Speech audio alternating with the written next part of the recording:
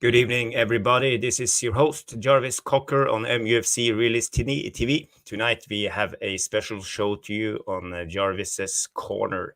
We're going to talk about Ten Hag's new tactical attacking patterns, how the movement goes with Xerxes, with Rashford, with Garnacho, all of the other guys opening up space, stretching out the opposition. It will be really interesting. I would like to hear Stu Wally's take on it, Tom Journalist 1, and Football Power Hour. But first of all, we will bring you the latest news. There's big news on Ugarte, on Sander Berge, and McTominay. So stay tuned, and we will be back after the intro. Stay tuned, guys. There is nothing wrong with your television set. Do not attempt to adjust the picture. We are controlling transmission. If we wish to make it louder, we will bring up the volume. If we wish to make it softer, we will tune it to a whisper. We will control the horizontal. We will control the vertical. We can roll the image, make it flutter. We can change the focus to a soft blur, or sharpen it to crystal clarity. For the next hour, sit quietly and we will control all that you see and hear. We repeat, there is nothing wrong with your television set. You are about to participate in a great adventure. You are about to experience the awe and mystery which reaches from the inner mind to...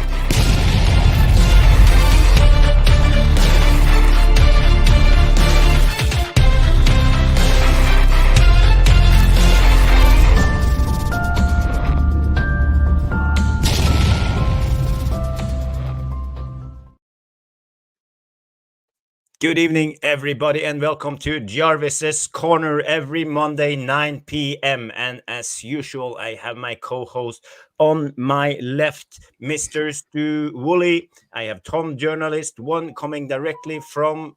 Are you in Sheffield tonight, Tom? Correct. Yes, from Sheffield, Seven Hills, and Mr. Go Man United, directly from US of A.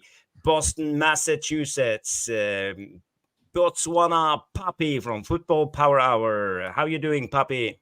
Oh, I'm well, guys. Excited to be here as always, and looking forward to the show today. So big up, guys. That's great. That's great. Why don't you have your camera on? Oh, I will have it in a moment. I'm just getting ready. Perfect. That would be good. That would be good. He doesn't want to show the torso to upset any of us. He wants to keep. You know, the 6-pack is not for everybody. We know. I'd be devastated. Looks good. Well, I think you guys did a great show last Monday. I wasn't around. I was traveling on my way home from Malaga. It's been a great week. I've been back to work now. This weekend I have had my kids, but now today I went out golfing today. So I just arrived back from the golf course. How is your weekend been, Stu? Are you okay? Well, yes and no. I had a really good weekend, except I picked up an injury, quite a bad ankle injury on Wednesday, which I didn't think was that bad. But it's just not healing, and it looks like it might have to be A&E, which is bang out of order because I did say to a few people in and around me that I'd be available for Saturday. But it's not looking good. So unless I have some miraculous recovery, and please pray for me in the VAR room and everyone else who's watching and listening around the world, rub any foot you can, get my ankle ready for Saturday. The mighty Tipton Town are back, and I can't. I'm a terrible watcher. From the sidelines, I can't do it. I'm awful. I moan, I whinge. Well, I tend to do that on the pitch as well, but I moan and whinge worse when I'm not playing. So I'm just kind of hoping it heals itself naturally over the next couple of days. It's not looking good for me, I'm afraid, everybody. But apart from that, yeah, all good. Looking forward to the show. Pleased with Friday night's results, irrespective of whether or not we played well or not. I think everybody's got their own opinion on that, but we still got the win, and we were still top of the league on Friday evening, gents. Yes. That was that first time in a long time. Well, I didn't know Stu, Stu's last do you name happen was to be? Shaw. Stu Shaw. Say again, Poppy. No, I was just saying I didn't know Stu's last name was Shaw, like Luke Shaw. Yes, well, I think you're right. Well, he owes me for last week because I did rinse him during the week as well.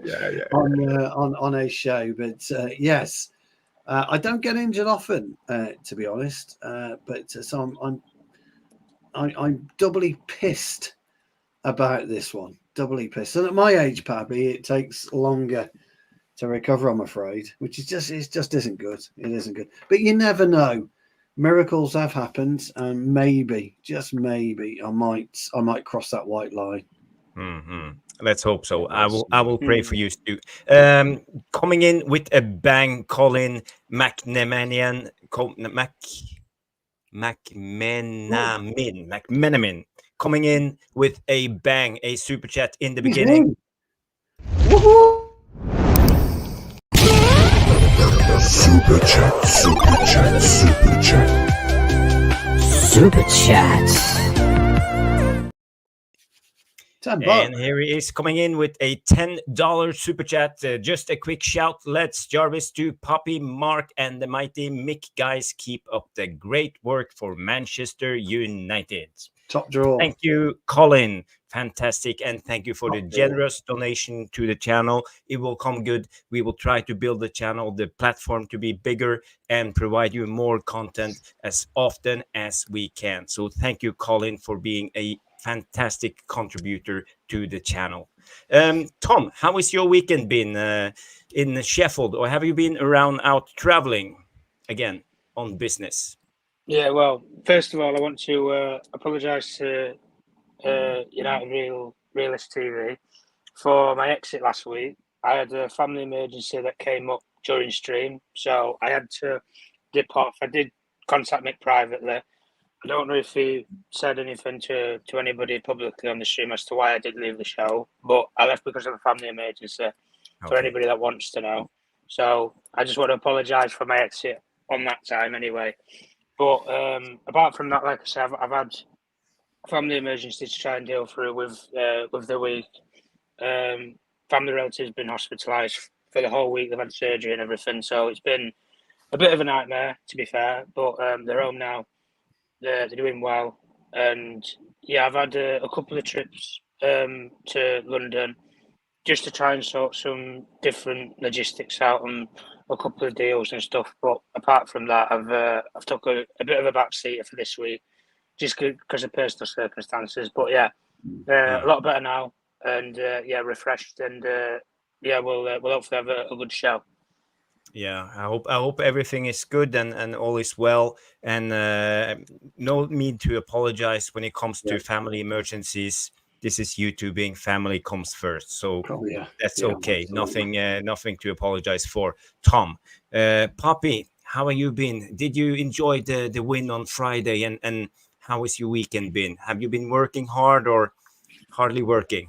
Yeah, I mean, I've been working hard. I want to just say also, I've been sort of like, also while working hard, there's been also like, some also personal family stuff also that I had to attend to as well over the weekend, but nothing crazy, nothing bad, but it just needed a lot more of my attention than usual. So I know exactly what Tom is I can imagine what Tom is talking about. Just like, it's always important to prioritize family first, and everything else will fall into place. So, but I'm good. I was very happy on Friday night. I usually have the happy hour after the, like at 10 p.m. So it was a celebration. It was a real happy hour because we won. And and then I enjoyed Saturday, even though I would have wanted our ops to lose, like Liverpool, Arsenal, and the like. But we did our part, and we move. We get ready for Brighton next. So yeah.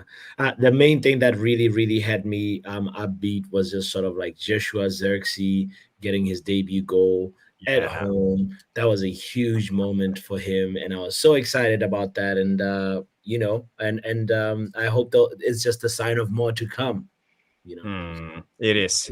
Xerxes looked fantastic during the game, and I think he changed up our attacking play 100%. And he was so vital for the way we played. But we will talk more about Xerxes. First, I want to bring out the latest news. There's been some breaking news on. What do we want to do first? We can bring out the Sander Berge deal, because it's done with the Fullham.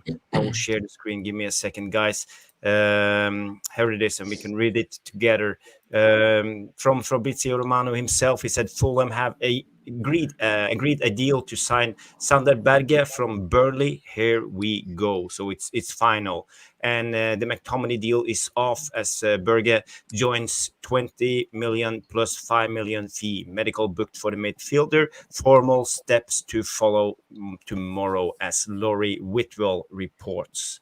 So what's your main first reaction, Stu? Are you disappointed that Berge didn't come to us? I don't.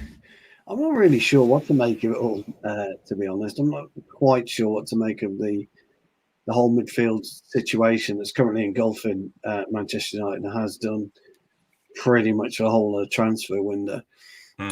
So we're desperate for a specialist six. And we know, really, although not many of us knew too much about Ugarte prior to us being linked to him, and now we're all Ugarte experts because we've all looked at him and we've all decided he'd be the perfect match for the number 6 position. And then by doing that, then you always discount other players such as Fofana, such as Berge. And my particular favourite, who we should have gone for and went to Bayern Munich, which I'm still pissed about because that would have been the ideal player for us. I'm not surprised that he's gone in for Sander Berge, and I think he deserves a chance in the Premier League. He's clearly a talented footballer. He just doesn't have that real chance to kind of prove what he's worth, and maybe playing alongside. I think he probably fits better, actually, Fulham than what McTominay would. I think he's the type of player that they need, Fulham. When you look at the way they set up against us and how well they played as a group, not as individuals, but as a group, I think Sander Berge will only make them a better outfit rather than a weaker outfit. So I think it's kind of interesting, the money that's on offer. That when we went knocking, supposedly they didn't want anything less than 30 to 35 mil. Now they're going to deal with Fulham for 20, 25.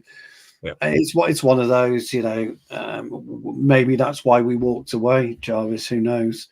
Fofana only ever really wanted AC Milan, didn't he? He was never interested in coming to the Premier League, so he only wanted that. Zubimendi is stuck in between a rock and a hard place. Didn't want to go to Liverpool, even though they said to him, if you buy yourself out your contract, you can go to Liverpool. He didn't want to do that, etc., etc., etc. So there's a lot going on in and around where we are midfield wise.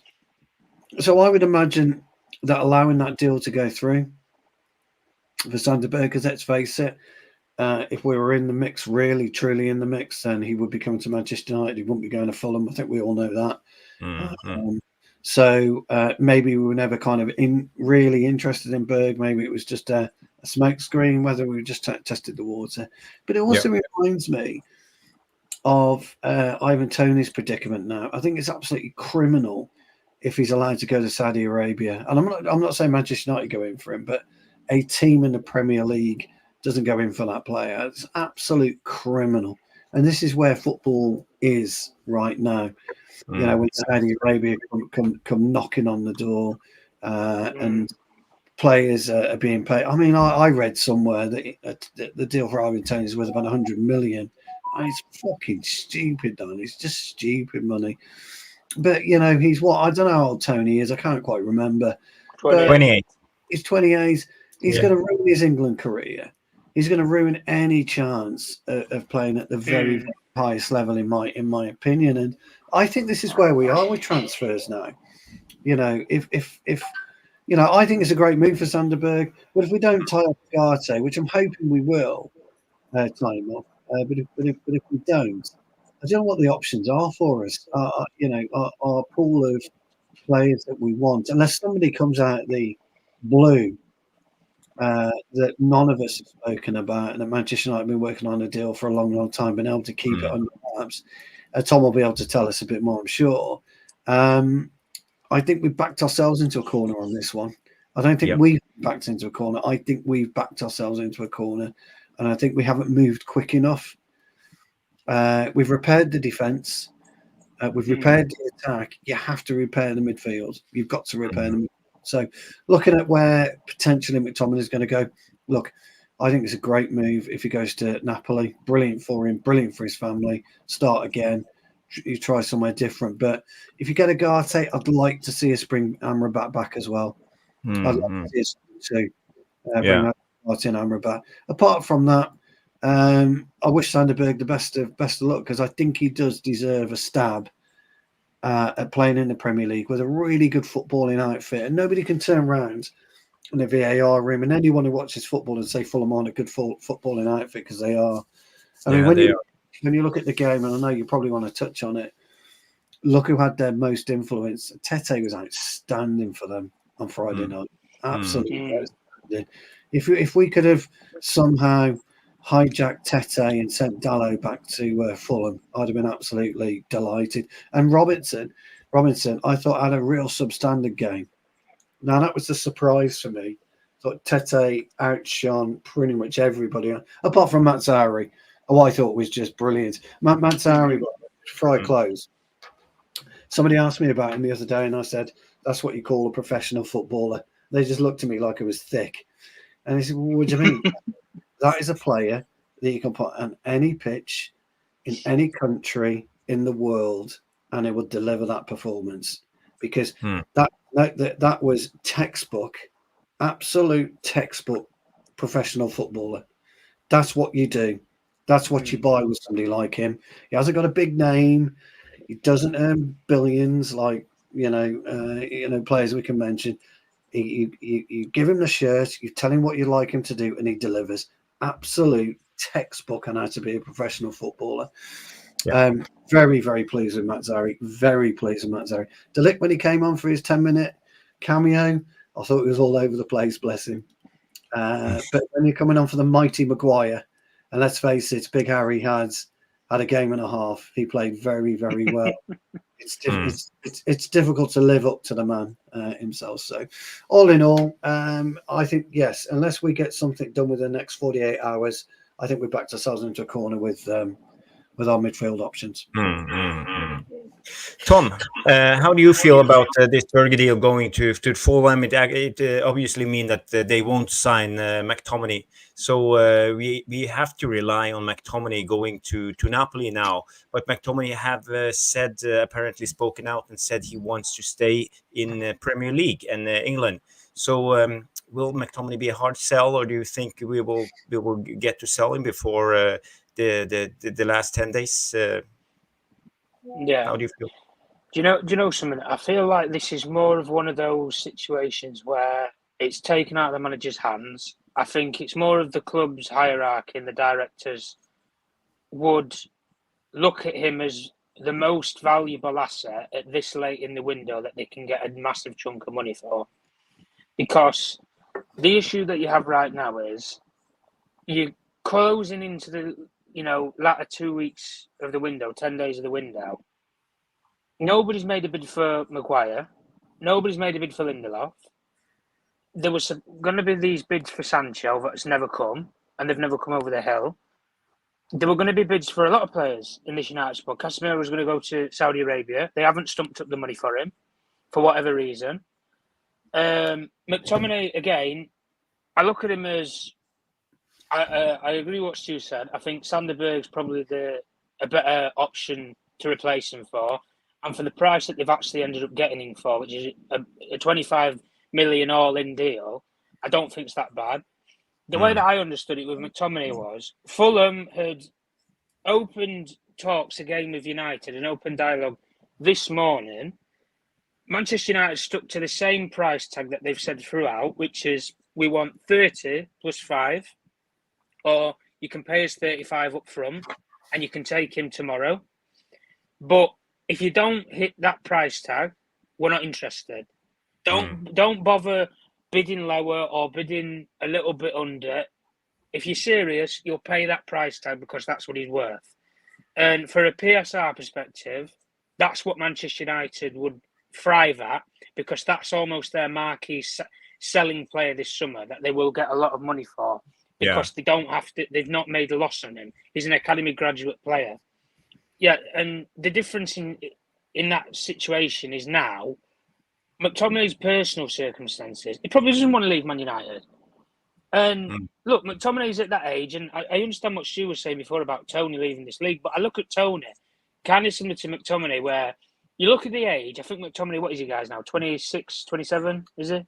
He's cooking on, he's cooking on, He's getting on a bit now. He's in that similar point to what Tony is right now, right?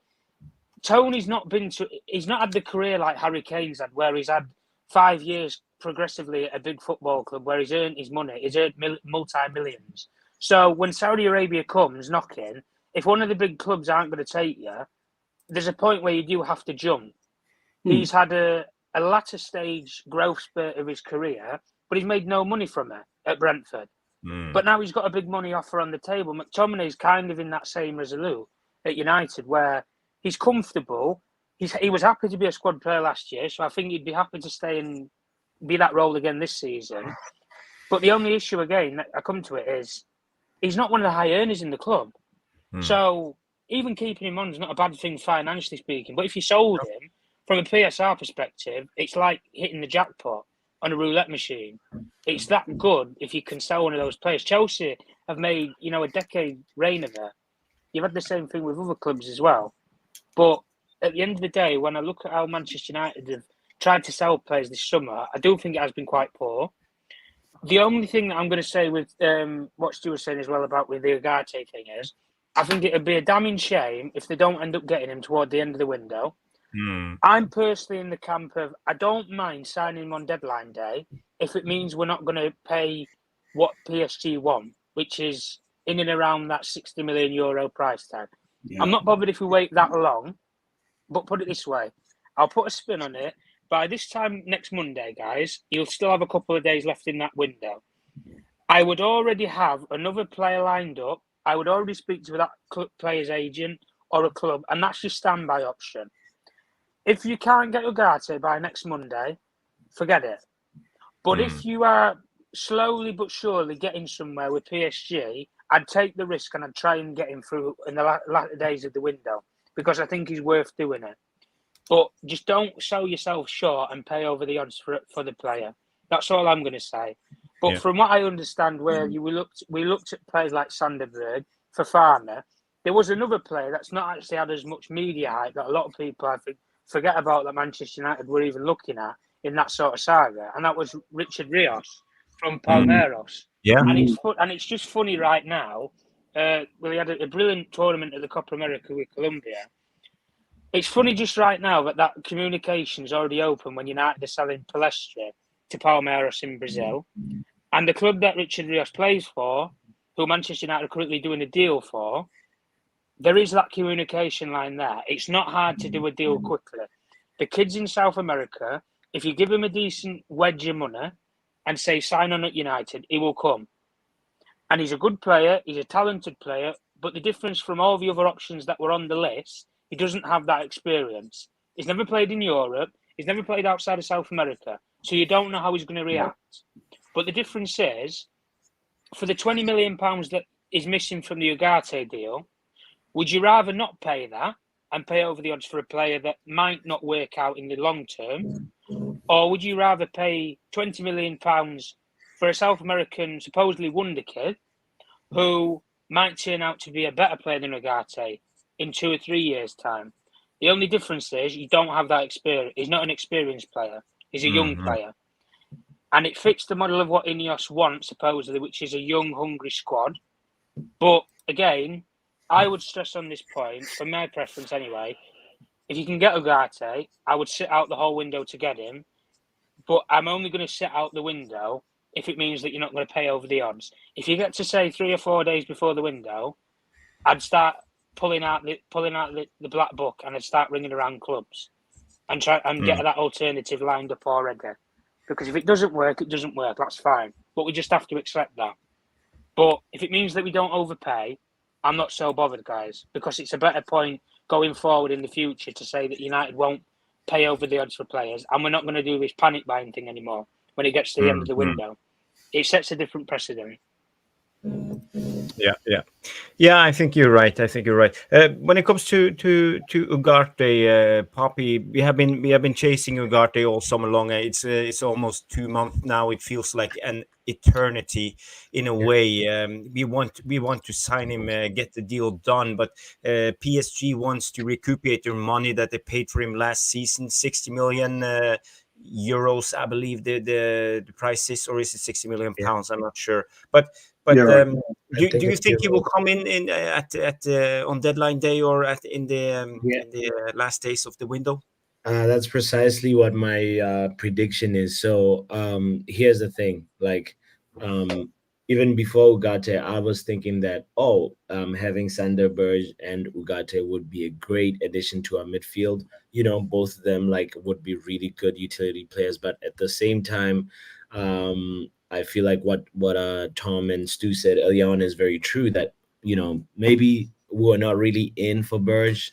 If anything, you know, there might have been like Burge's agent that was maybe trying to use us as a bargaining chip. And while maybe we might have been like moderately interested in the player, I don't think we were really in for him, because if we really wanted Sander Burge, I believe Man United would have gone in and said, listen, just wait, do not move, we're coming for you. So with regards to Ugarte, I feel like it's just a matter of like negotiation tactic. Like, you know, what Tom said is like, if we end up paying 60 mil on deadline day, it doesn't really like you know, like make me annoyed or anything, but I still would have wanted Ugarte to be part of the squad earlier. You know, now we haven't lost any matches. We our midfield is much more improved at the moment, so all that feels like it's okay to wait. You know, but if it's like, why save 0 euros when you can just pay the 60 million right now and then get him in so that he can start integrating him into the club, you know? I do realize and acknowledge the fact that, you know, Ineos deserves some credit in terms of just like, you know, having a stand at saying, you know what, we're not gonna, the days of being rinsed financially are over now. We have what we want for how much we deem that player worth, you know?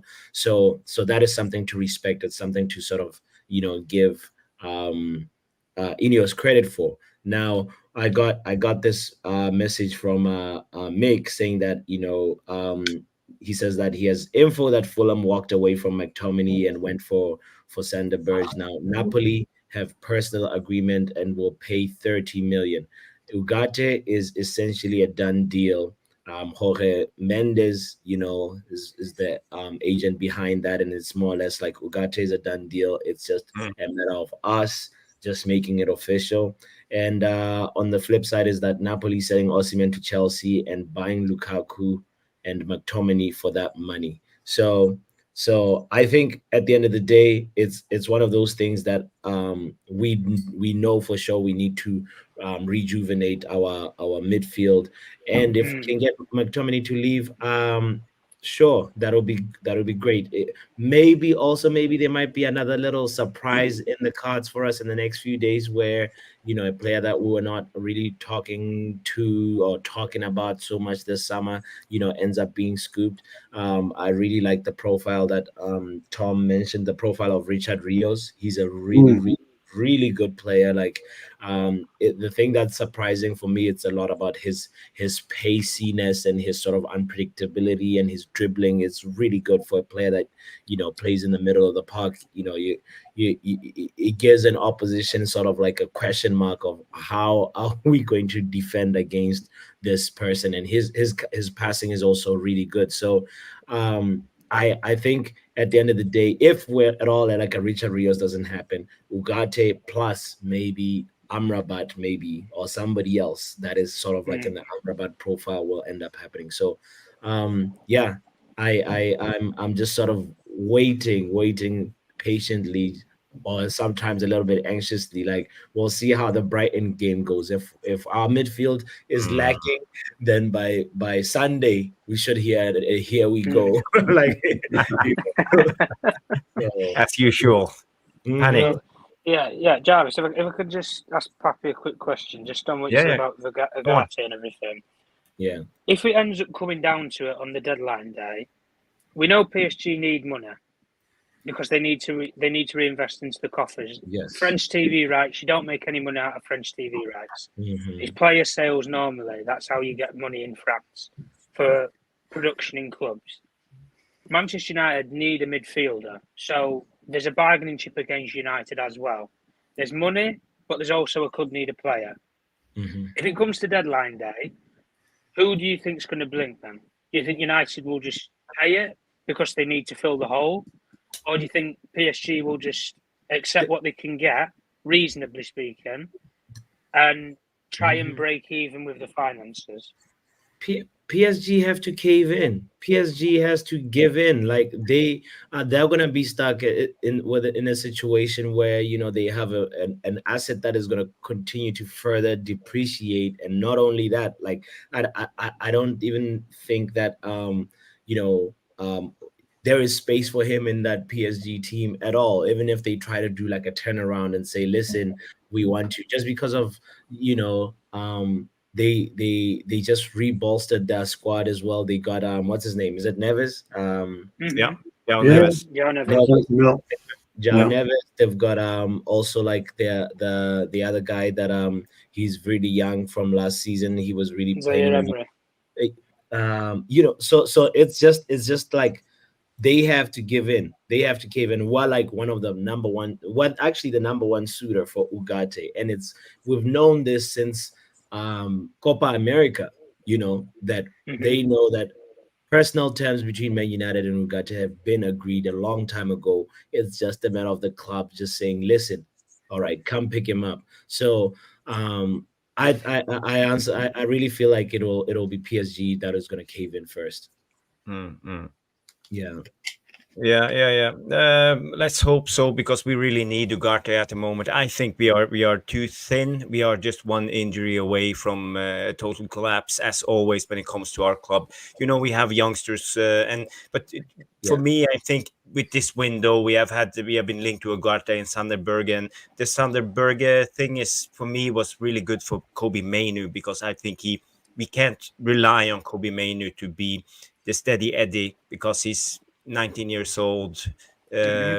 He can't perform at the high level constantly during a full season. He will have his drops, and when that time comes, we need someone else to chalk in. At the moment, we saw last game, we subbed the menu for McTominay at the dying end of the game. But we all know that McTominay is not good enough when it comes to his defensive work. He can't operate as a defensive midfielder, and he's kind of sketchy on the ball. It's always hot potato. He never turns with the ball. He always use the simple pass. So he never brings anything to our attacking play, I would say. But he's really good in his runs into the box. He comes with full force, and keeping McTominay as an impact sub would be perfect if we could afford it, and if McTominay would accept that role, only playing 5 to 10 minutes in games we need him to. But I feel McTominay is at that stage of his career where he wants more. And we always know when it comes to McTominay, the manager loves him because he's loyal. It's no fuss. He always do what the manager says. But it's all about his ability. He's not quite good enough when it comes to handling the ball, turning with the ball, having the vision, knowing what to do under pressure, coming out of tight spaces, setting up his teammates. So for me, I'm not very happy if McTominay stays and we lose out on Berge. I would love for us to sign Sander Berge. You know, me being a Norwegian, I think he will be a really good Jarvis is only saying this because he gets a salon fee, doesn't he? He gets that Norwegian kroner. Norwegian kroner from the deal. We already know this, guys. The Norwegian text talking right now, Jarvis. It's Berger's agent. Jarvis, we've missed a couple of things. We missed some gifted memberships by the Gaffer and Pappy, and there's a super chat as well by Lily. Yes, let's do the super chat first. Sorry for keeping you waiting. Super chat, super chat, super chat. Super chat.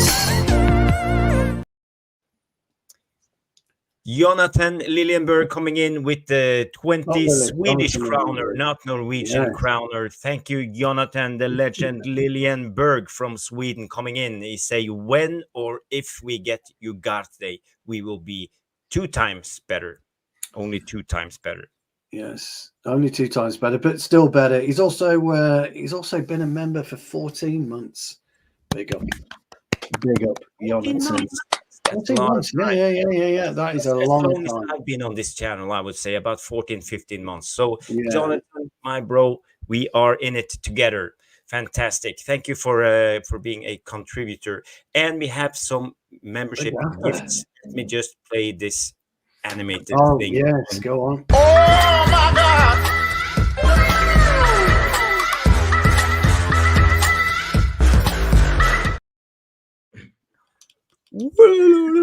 Hey, Pappy, that's how you do it.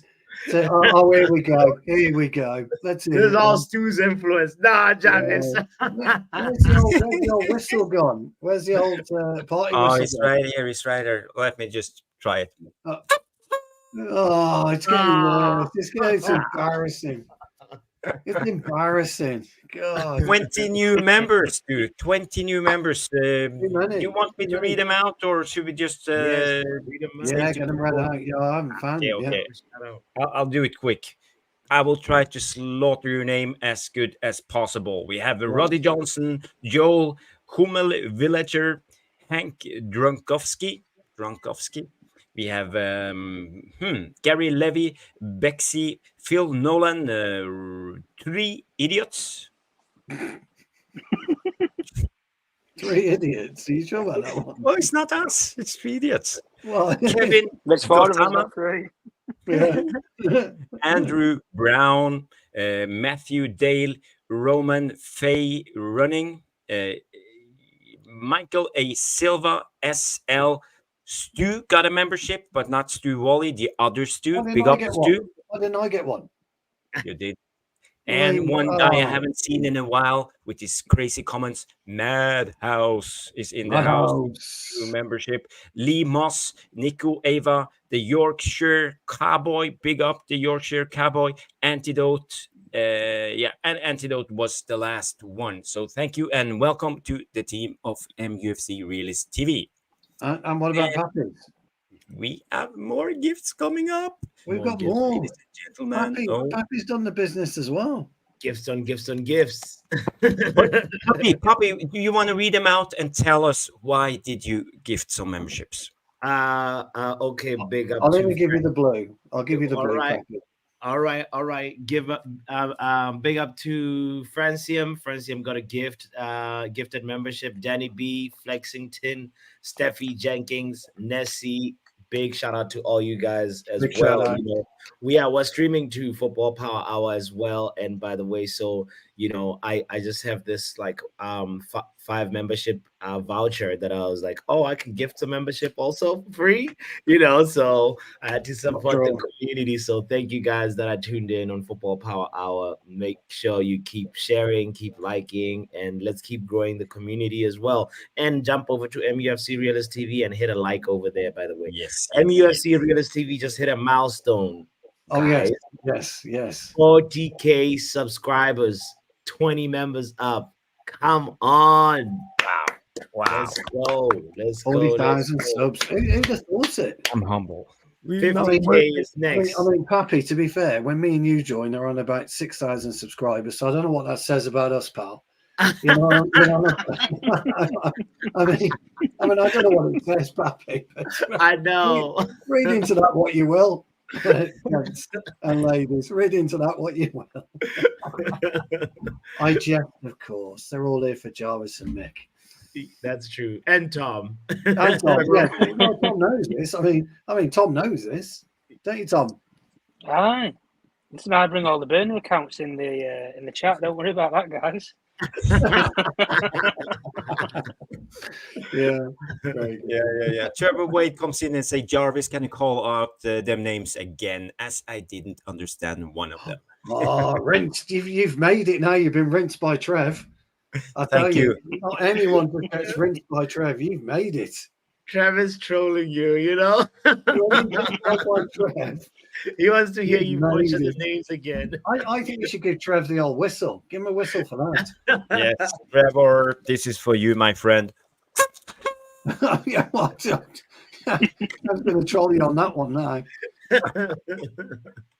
And Jarle Malmin comes in. Jarvis, where is your cake? 40K Yes, 40,000 subscriber. subscribers. Yeah, we should have brought cake. Where is my manners? But I haven't introduced the VAR room yet. We have to say hello to everybody. We are 41 minutes into the show and we haven't said hello yet. We have Colin Menamin, as we know, with the super chat coming in. We have Johnny Kermode, Johnny, Roddy Johnson. We have Subtears. We have Duncan Bonito with dispatcher. We have Stu, not this Stu, the other Stu. Yeah, Elite Baller is in the house. Big up Elite Baller.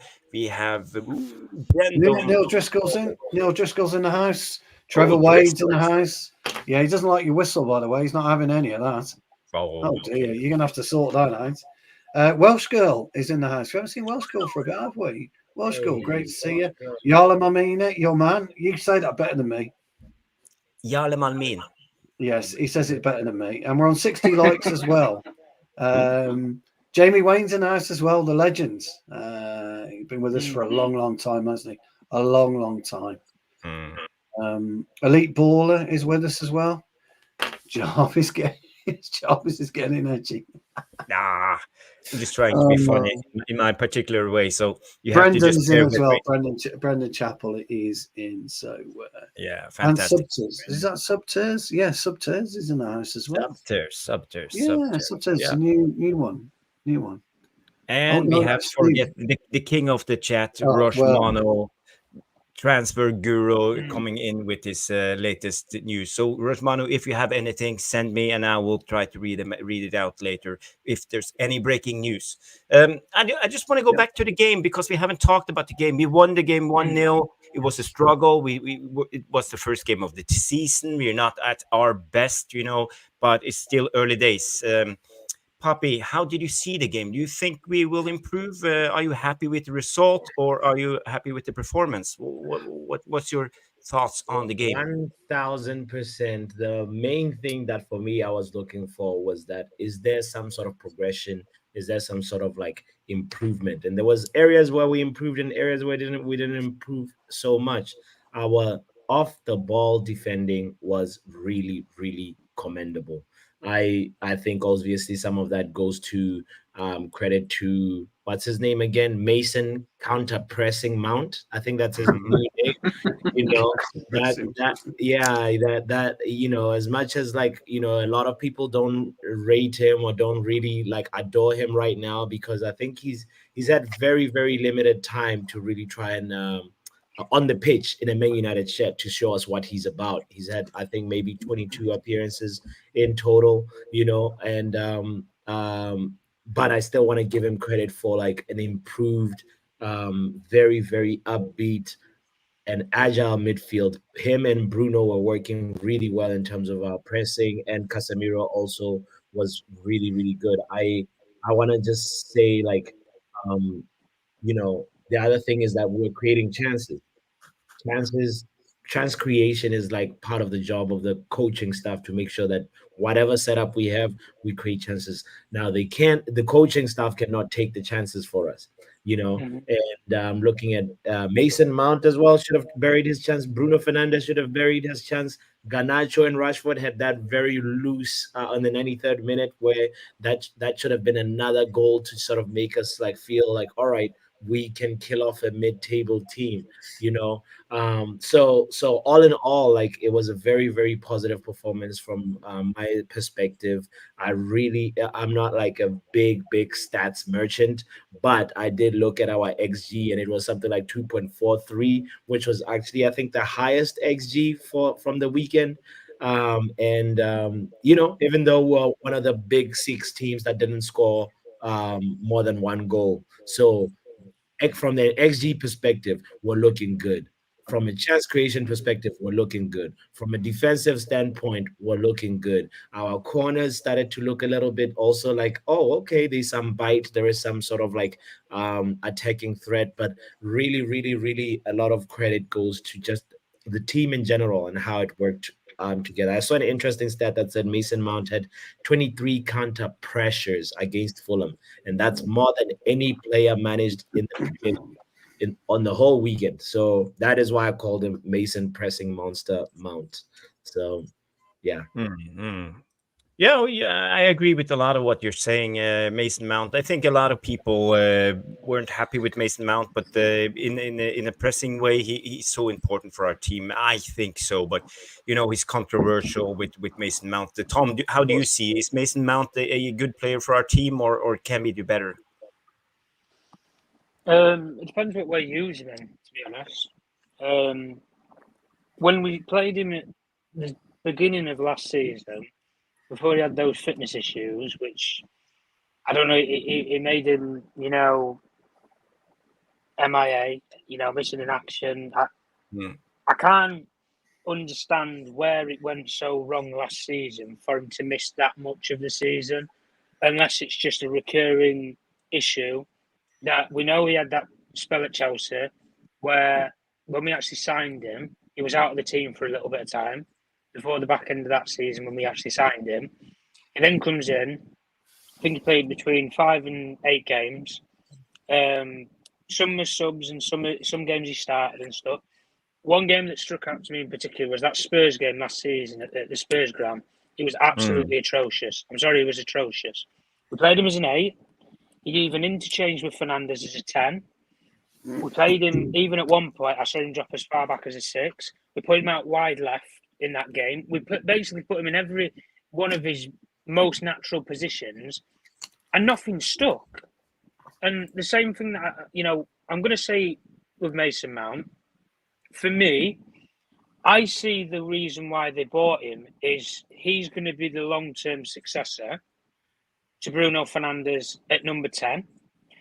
If he develops in the right way and he can develop his creativity skills as a number 10. For me, I've not seen him play as a number 10 regularly. I didn't see that at Chelsea for what I can see anyway. I saw him as a hyperactive, hyper-pressing, you guys are saying number 8. And the reason why I think it worked so well at Chelsea for him was the two midfielders that he had in that three-way combination. Kovacic is a distance coverer. He covers the ground well. He doesn't have legs to get about the pitch, but his awareness of the game, his reading of the game, and also ball retention skills makes up for where Mason Mount will lose the ball, but he'll press. He's got the legs to press, which Kovacic doesn't. And Kante is sitting behind them. Well, we know how good of a player Kante is. Nobody needs me to describe what he gives you. 5, 6, 7 lungs. I don't know how many organs the guy's got. He can get about the pitch anywhere. So I think you can understand why it fit him so well in that squad. When you come to Man United, you've got a Casemiro who's, okay, very similar to Kovacic. He reads the game well. Ball retention I'm a bit suspect about with Casemiro, but it's not been his style. I can understand that. He played with Fernandes, who I think is very similar to how Mount is. Hyperactive, hyper-pressing. The only difference is I think Fernandes' final third play and finishing is streets ahead of Mason Mount. But it's almost like we've got two of the same player who want the one role, but the one role that he wants, you can't drop that player in that position because A is your star player and B is your club captain. So it's like hitting between a rock and a hard place. Where do you put him in? And the only way that I can see that you get him in is right now what they're doing, where you can fit both of them in and you just play as a false nine. And one of them plays as the false nine for, say, 20 minutes. Then they interchange and the other one drops as a 10 and just mix it up a little bit. That's the only way that I can see Mason Mount being successful at Manchester United. I don't think he, in the long term, until Fernandes ages on a bit and then he starts to fade away, I don't think you're going to start to see Mason Mount consistently play week in, week out. Because put it this way, if he gets the full squad back by October, you're probably going to see a midfield of in what a lot of fans want, his eyes, of Ugarte, Minor and Fernandes. So he's not going to fit in the midfield three. And as soon as he gets Højlund back, Højlund and Xerxes are going to hog that number 9 spot. And they're not going to be playing this false 9 system anymore when they get players back. So suddenly then you look at Mason Mount and you think, he's sat next to McTominay, he's like first reserve on the bench. That's what he's going to be. First reserve, come on, give us a bit of legs, give us a bit of pressing, whatever. But my only concern, guys, and it was an old regime signing, so I can maybe put it on the blacklist as to it's one of those rotten ones in terms of the deal that we got. But for what I'm getting at is we paid £60 million for a player who's going to be a successor in 3 years' time. It's a massive investment for a player that might not work out. That's what I'm trying to say. Yeah. And we've done this before. Listen, we know the Anthony story. I don't need to describe that to people. Højlund, look, he's not the finished article. I can understand that. But you spend that much money on it. When he was 20 years old, you're going to question things. You are going to sit there and question things. And especially in comparison to what we've just done 12 months later now with Xerxes, who I would say is a similarly developed player. They're in that similar age bracket. Again, same league, same environment that he's got to come into and adapt to. But the only thing that I think holds weight with Mount is, as a utility player, he's good if you get injuries. The only problem is he gets injured far too often himself to be that utility player. That's the problem. And he's on a decent chunk of money now at United. So if he fades away in a couple of years' time, guys, he's just going to be one of those rotten apples that you can't get off of the tree because you can't reach. No club can reach that valuation that United will want to sell him or to pay his wages. And that's where I think, again, that mismanagement with United is going to cost us. But listen, the final point I'm going to say is Erik ten Hag said to Mason Mount to his face, he said it. He knew the circumstances of how he said it because he said it directly where the cameras were pointing at him and Mason Mount. And he said, "You're going to be an integral part to this team."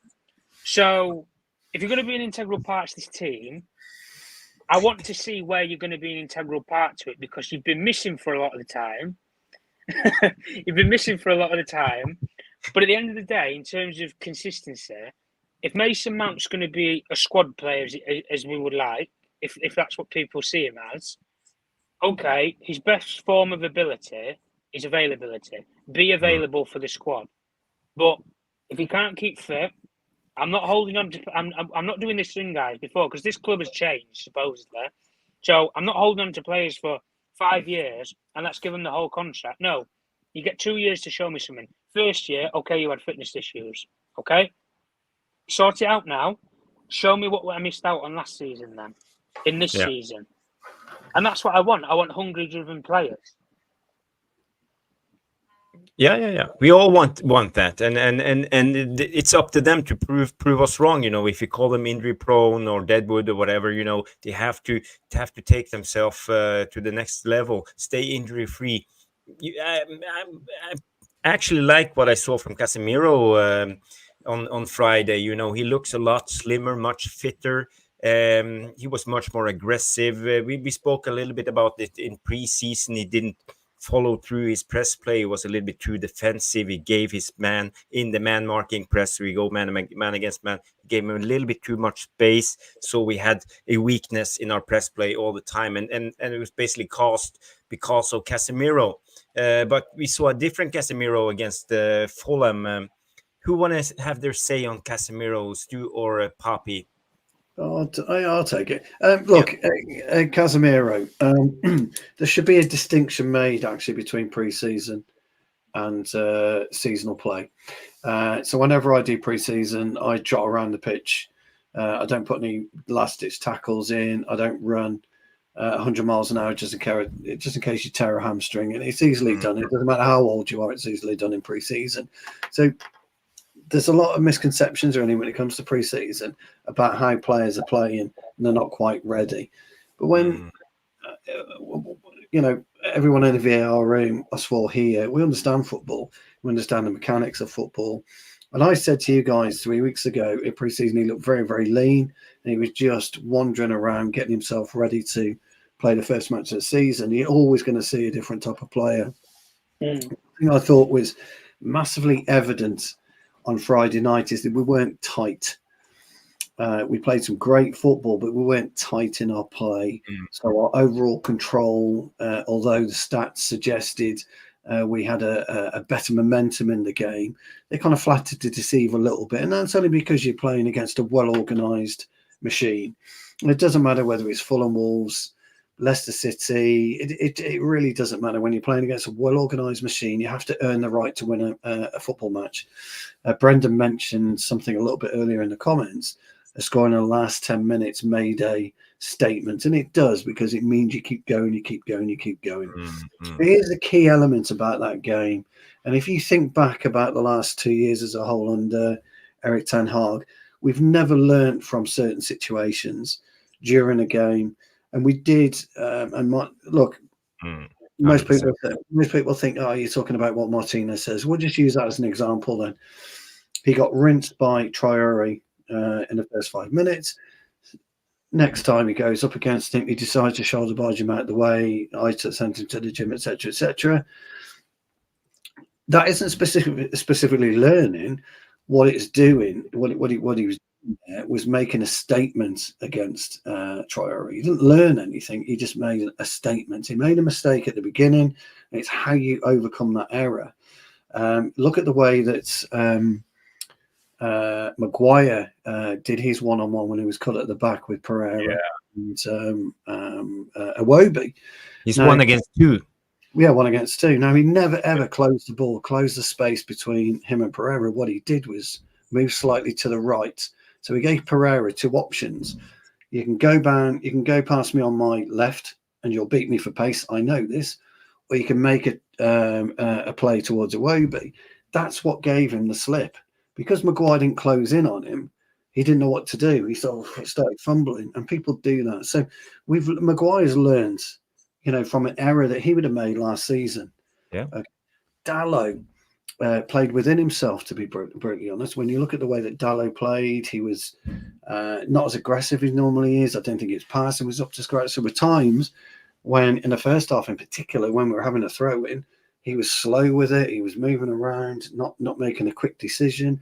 That's a player that's not quite ready mentally, because when you get the ball, bang, you want to keep going. You never slow the pace in the first half of a game of football. Very rarely do you slow it in the second half of a game of football, depending on where you are. So he's making that basic fundamental error.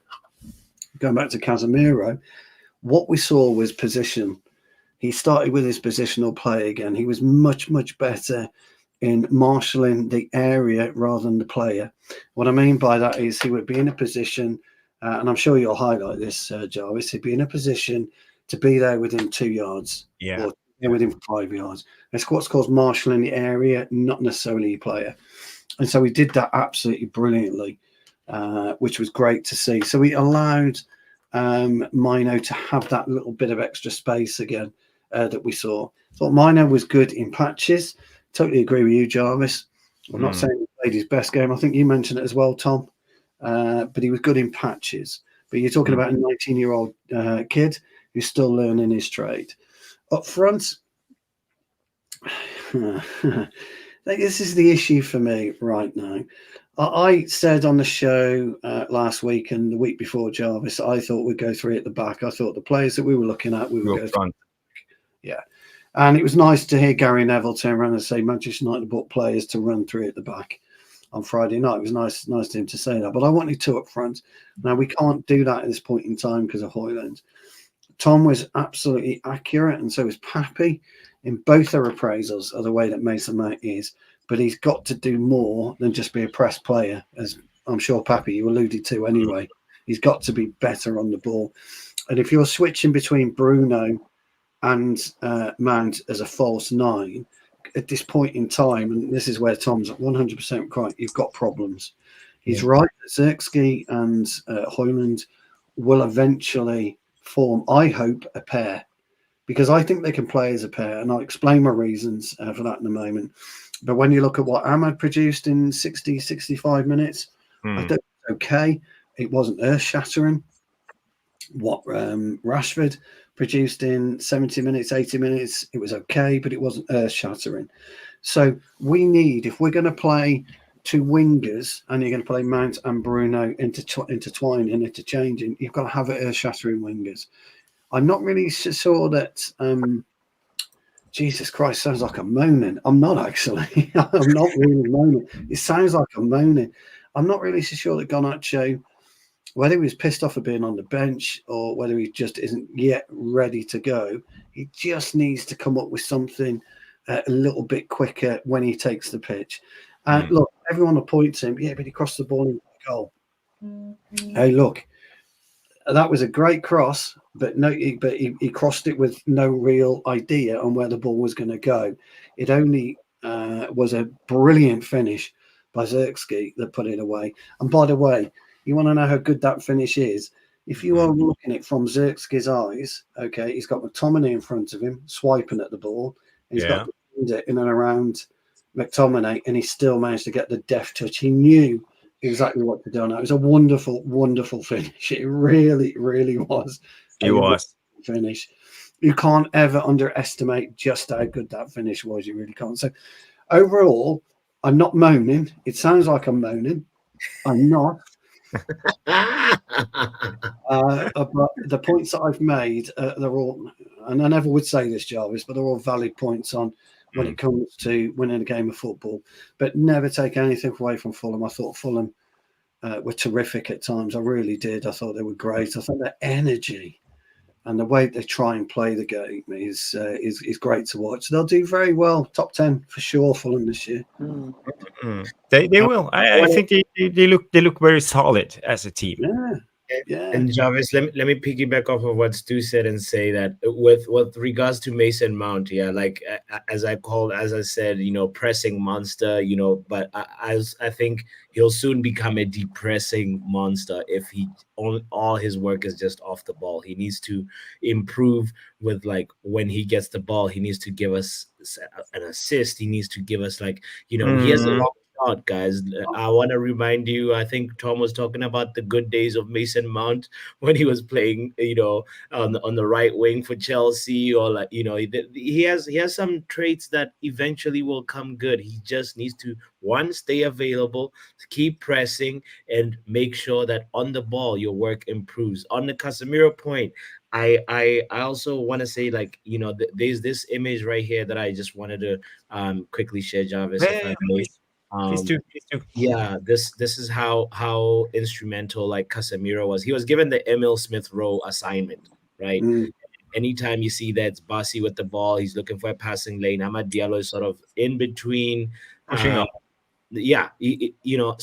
now Casemiro's job was right here. You see that, like, he's the one that's probably not the closest in terms of Man United players doing a man-to-man press. But the moment he like, you see, there's this 15, 21 seconds into the game, and then 15, 25 seconds, that ball has to go back because of Casemiro really following Emil Smith Rowe and then making sure that we force them into doing a long ball, and then it goes all the way back to Maguire and we win the ball back. So these type of, like, little short moments that, like, sometimes some people may not really always just appreciate, because Casemiro didn't seem to really, like, touch the ball or anything like that, but he forced Fulham into making this long ball situation that ends up being in our favor because we have such an aerial presence at the back with Maguire there. So, you know, I really rated Casemiro's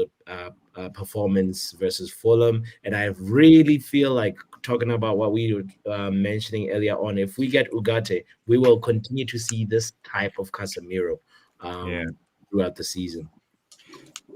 I'm so glad you brought that up, and as I mentioned, maybe Casemiro have been watching Jarvis's corner because I was talking about his press play and his weakness that he didn't follow through, but now he looks really sharp, and I think this is a little bit what we will get from Casemiro. I think he knows that he's under pressure and he needs to perform, you know, and it was a little bit up and down. He had some finishes that weren't up to date, you know. We say on the 20th row on the Old Trafford and stuff like that. Just a word of warning about that, though.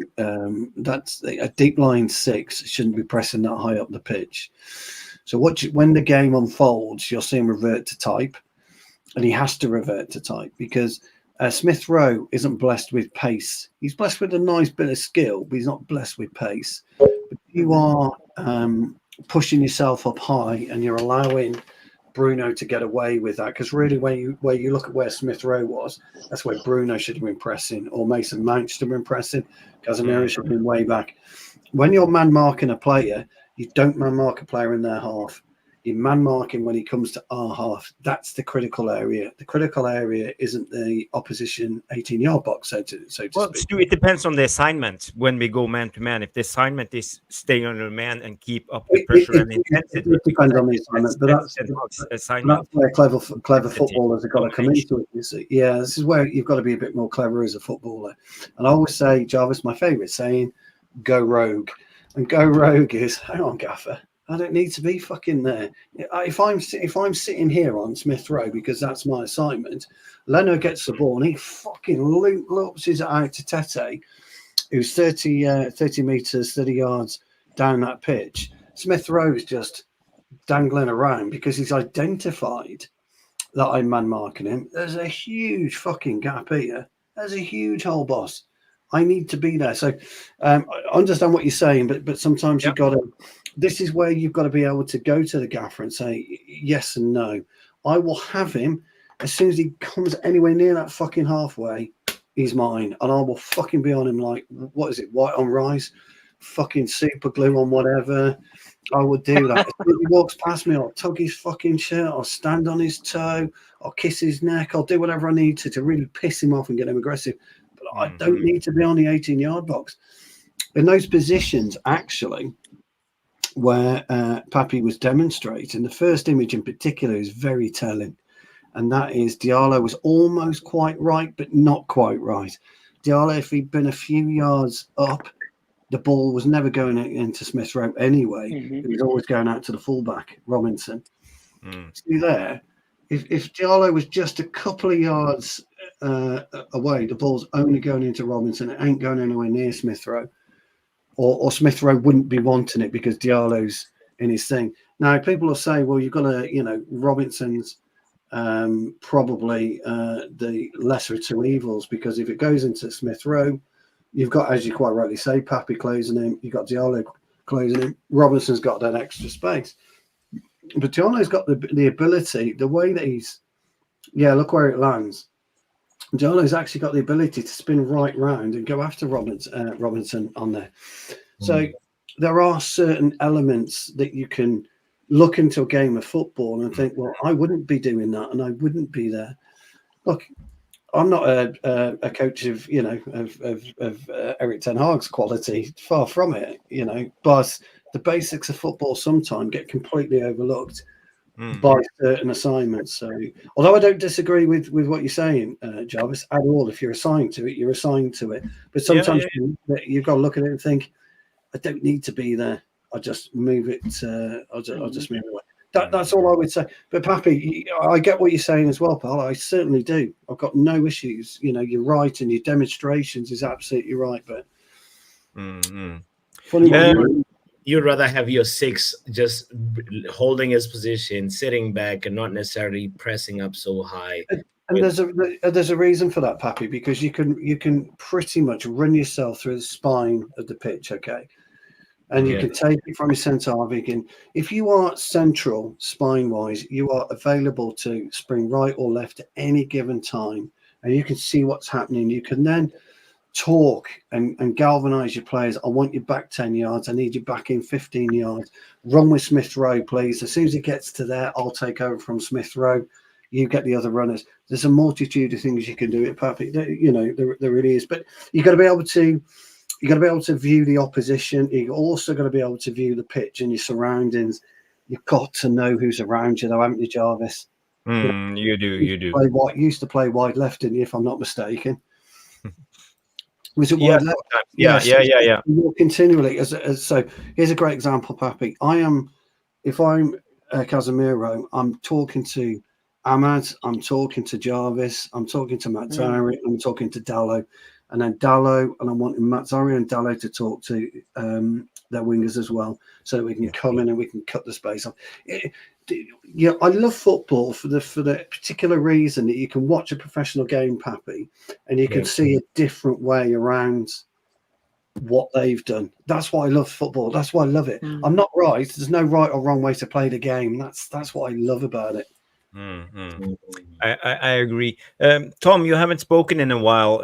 Did you see any as Poppy, for example, came in with Casemiro, any tactical moves from Ten Hag in the way we play, especially when it comes to our attacking play? Because I will come to it in a couple of minutes. But did you see anything special with the way we build up? Yeah, well, the one thing that I'd always said from even as far back as the FA Cup final was when we played the false nine, it suited us in terms of there was a lot more balance in terms of when we wanted to move the ball. I would expect that because you're adding another midfielder on the pitch anyway, if you're playing a false nine role, because we don't have a Firmino, a Benzema, we don't have that kind of number 9, or we didn't then. Even from when we started the game on Friday, we didn't have that player in the starting lineup. We had a similar kind of player to that on the bench in Xerxes. When he came on the field, you could see the difference in the link-up play. But just from the get-go, I already understood when you had Fernandes, Mount, Casemiro, and Kobe Mino all on the same pitch, they was going to dominate the midfield. And the one thing that I knew with Fulham was that when Fulham get the ball, the first port of call, wherever they go, is they don't boot it up to a long number 9, like a Mitrovic anymore, because they don't have that player anymore. Yeah. They also don't have a protective shielding midfielder like Polinia, so they can't play through the midfielders brilliantly right now because they didn't have that player on Friday. So they have to play it out wide, where their options are, which is either a Iwobi or a Adama Traore. And that's why when you saw Adama Traore, whenever he got the ball and he got that little bit of acceleration going, you could understand where Fulham's strengths were going to come from that game. The only way that they were going to hurt us was out wide. You can't play through 4 midfielders. It's impossible to do when they're all on the same page in terms of movement, systems, styles. And yeah, it takes a mistake, but the only way you get a mistake out of that is if they slip, or if they fall over, or they get an injury or whatever, and it just derails there. The difference that I saw in particular when we was further up the pitch, the graphic that you showed in terms of the pressing style, absolutely, it's perfect. The only thing I'm going to say in terms of when we have the ball, Mazraoui did something that I think kind of outdid what Dalot had done from last season, which was that Mazraoui in midfield, he almost looked like he was naturally suited in there. And what I mean by that is he has played games as a midfielder. As far as I'm aware, when he was at Ajax, as a very, very younger player in the Ajax system, he was actually a number 6, funnily enough. And then he got transitioned to play as a fullback because of how quick and mobile he was. And they felt like in their system with how Dutch football is, he would be a perfect fit for the future of their club as a fullback, not as a midfielder. So he understands the midfield roles and the positions of it. And the inverted role, it's almost one of those players. And I like him, Mazraoui, especially when he was at Ajax. I almost put him in that bracket of similar sort of fullbacks as like your Cancelos, your Andy Robertsons. They don't look a spare part if you invert them inside, or Trent, for example. They almost look like they fit the fabric of it in an attacking sense. Now, Mazraoui in particular in the final third, guy, what he gave you on that right hand side was he gave you the balance of Diallo knew that he was going to have a player that was going to overlap him, or that he was going to invert inside of him. So he always had a pass either inside or on the outside of him. Whereas with Wan-Bissaka, we've never really had that, because he's not been, how can I say, he's not been modernised or developed or coached for his whole career like Mazraoui has to this point. All Mazraoui knows is attacking output. Defensively, he's not really had that test, guys. I'll be honest with you. It will be. I think he had a bad day at the office. I don't think he's up to scratch. I want to see when you get to say, maybe in a couple of weeks, maybe the end of September, guys, when players are actually finely tuned, they're sharpened, they're ready, and they'll actually run at you, and they'll run at you when they're fully fit, properly and up to scratch. That's where you're going to see the tests with a lot of these players.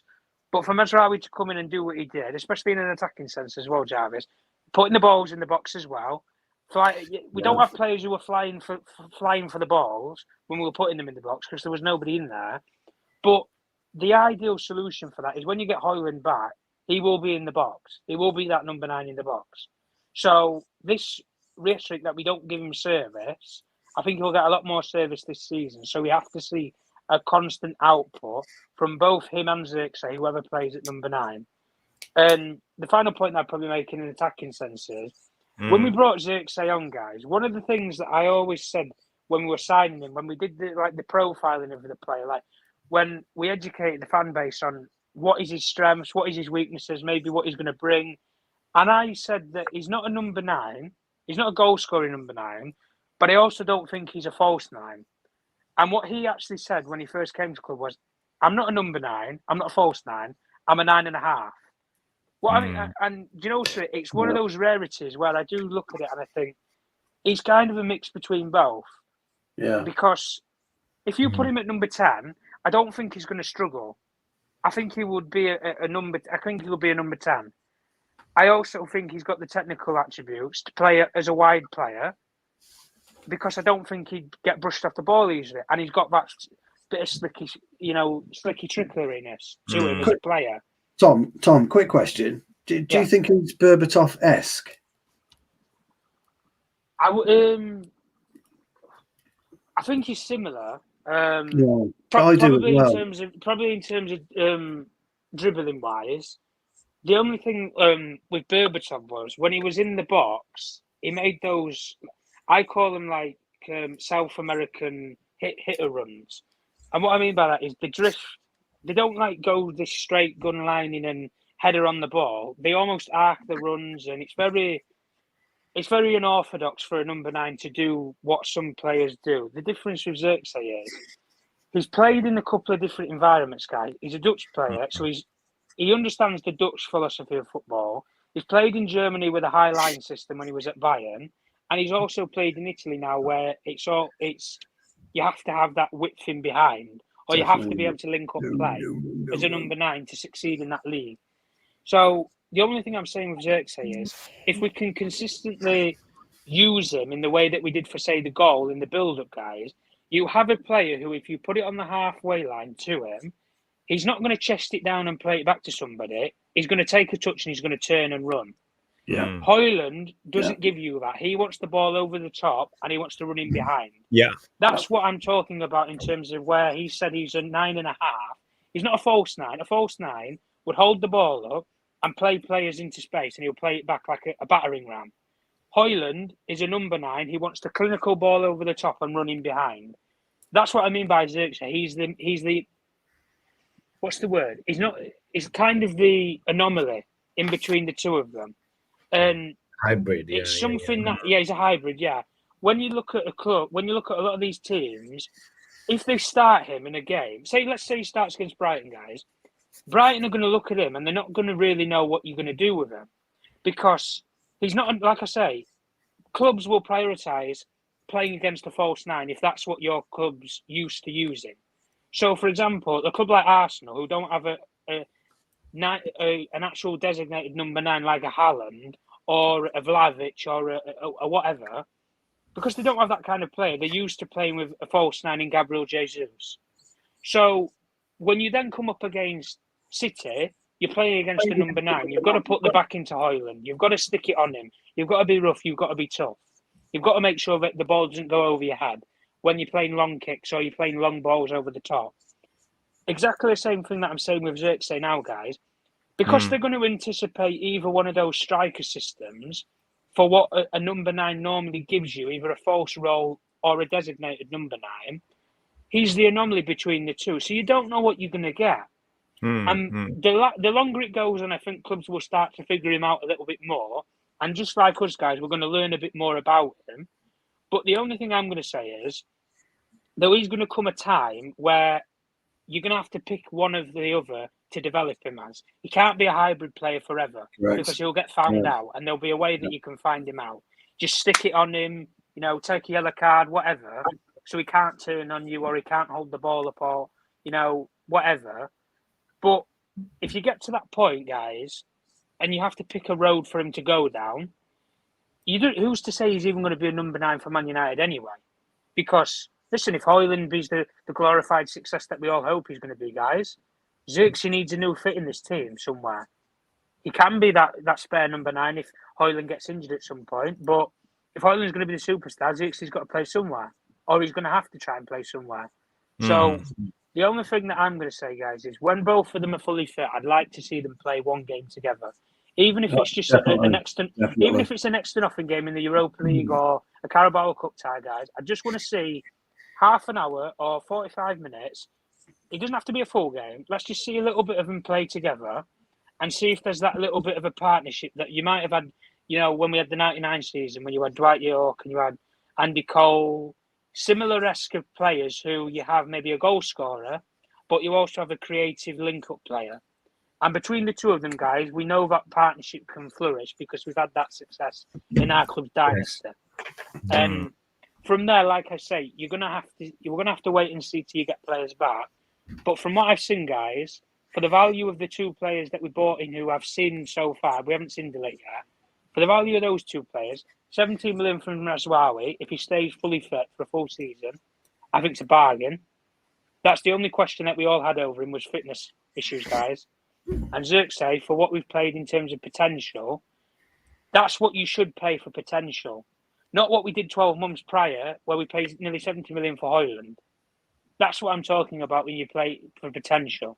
So at the end of the day, we need to develop longer. But I like the game model that we've got so far. But can they do it week in, week out, regardless of who's against them, is what I'm questioning. Tom, that question is really going to be answered on Saturday. It's Mitoma versus Mazraoui.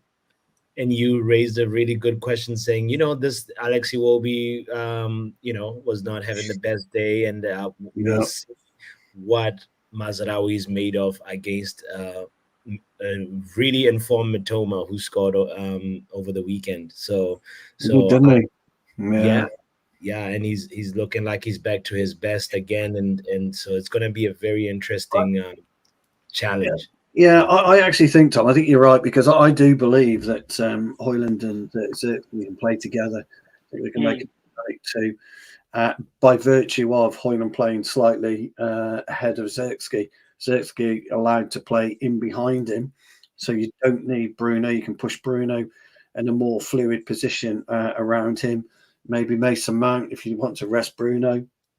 But ultimately, I think the way that they're trying to push and manipulate these 11 players together, well, you'll see through at the back, and you'll see Xerxes and Højlund play up top. I think they'd be super dangerous together. I really do. Super, super dangerous. Because the other thing, Tom, you're right about one thing. Xerxes got the ability to play Højlund in as well, because he plays this hybrid role, this 9.5, if you want to call it. He's able to take the ball on the turn, but he's got a slide rule pass in him as well. And Højlund, his runs are getting there. Once he's had a bit of time with Van Nistelrooy, you'll see a different Højlund this year. and I think you'll see one hell of a dangerous partnership if they stick it out. And Ten Hag has got the bottle. Unfortunately, I have to say that to try it, you could be looking at a 60-goal partnership. You know, I really believe that. And when could we last say that, Tom? Seriously, when could we last say that? Yeah. I agree what you're saying, Stu. Tom just had to take a quick phone, but he will be back in a couple of minutes. So I just want to bring out this very interesting conversation, guys, and discussion. I just want to bring out the tactical board. Let's just do it and be done with it. People, bear with me. But Stu, I sent you the link, so if you want to come in and control the dots and the red. Yeah, sorry, you did, didn't you? I don't know if you can do, but I will just talk you through it, because here you see Man United on the ball. I'm not sure if it was Martinez or it was Dallo who was on our left side playing the ball up to Bruno, but Fulham was actually trying to give us a high press. They had a triangle of attackers trying to pin us down, and even Tete was really high up. At that point, Rashford dragged himself onto I think it was Diop, who was the centre back, and Xerxes casually put himself on Bassey. But what happened in this play was actually Bruno's movement, because Bruno is always the extra person in we all know the 3-1-6. So he moved to the sideline and made himself available. So Martinez played the ball up the line. Bruno brilliantly played off Traore and created a situation. And Pereira and Tete, everybody of these three guys tried to pin him down, but they couldn't, because we know Bruno is excellent on the ball. But what happened at that exact same moment was Rashford here and Garnacho here were trying to stretch out the opposition, because their movement was very important in how we create our space. Because what happened was they had to drop deep. But at the same time, Bassey, he went is part of a back four. So the back four was suddenly looking like this. And that's not how a back four is supposed to be. So Bassey didn't know what to do. He dropped down with them because our attackers pushed up. So Xerxes suddenly had a lot of space, and he casually just dropped down in the middle and made himself available. But that's because of the movement of Rashford and Garnacho. So there was suddenly a big space in the central pitch of the area. And everybody sniffed out the opportunity. McTominay moved up. Masraoui moved up. Casemiro moved up. Suddenly we had a lot of people going up, because this is a turnover situation, because they have overcommitted, because we try to play out from the back. We lure them, we set a trap, and suddenly thing happened. Bruno plays the ball over to Xerxes. Xerxes is brilliant on the ball. He moves the ball forward, and Casemiro is coming, Masraoui is coming, Garnacho is coming. We have suddenly, sometimes I call it a rondo, sometimes people call it triangles, with a lot of people compact and narrow in this space. So for me, this is not on this is on Ten Hag's tactics. This is how he wants to play. So people gotta be aware. I told you about the compactness of our attack. People stay compact, they stay narrow. We don't see our wingers out here. They come in here. This is where they want to be. We are staying narrow. And Xerxes had a lot of options. He played the ball to Garnacho. Garnacho took it here into the field, and Xerxes followed through with McTominay, and they scored a goal. So this was a brilliant move, but this is not on chance. What I'm trying to tell you is the magic thing that Ten Hag is doing. He is playing a really compact team, but at the same time stretching out the opposition defense. So how do you actually do that? And it's about Garnacho, it's about Rashford, it's about Mason Mount. how they do their runs and create the space in the middle.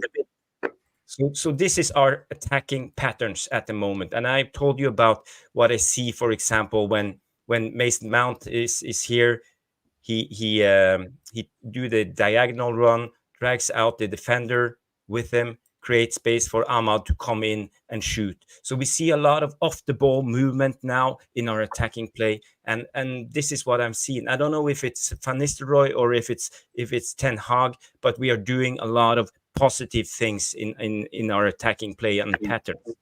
So who want to go first, you or Poppy? And what's your thoughts on this boring tactical layout?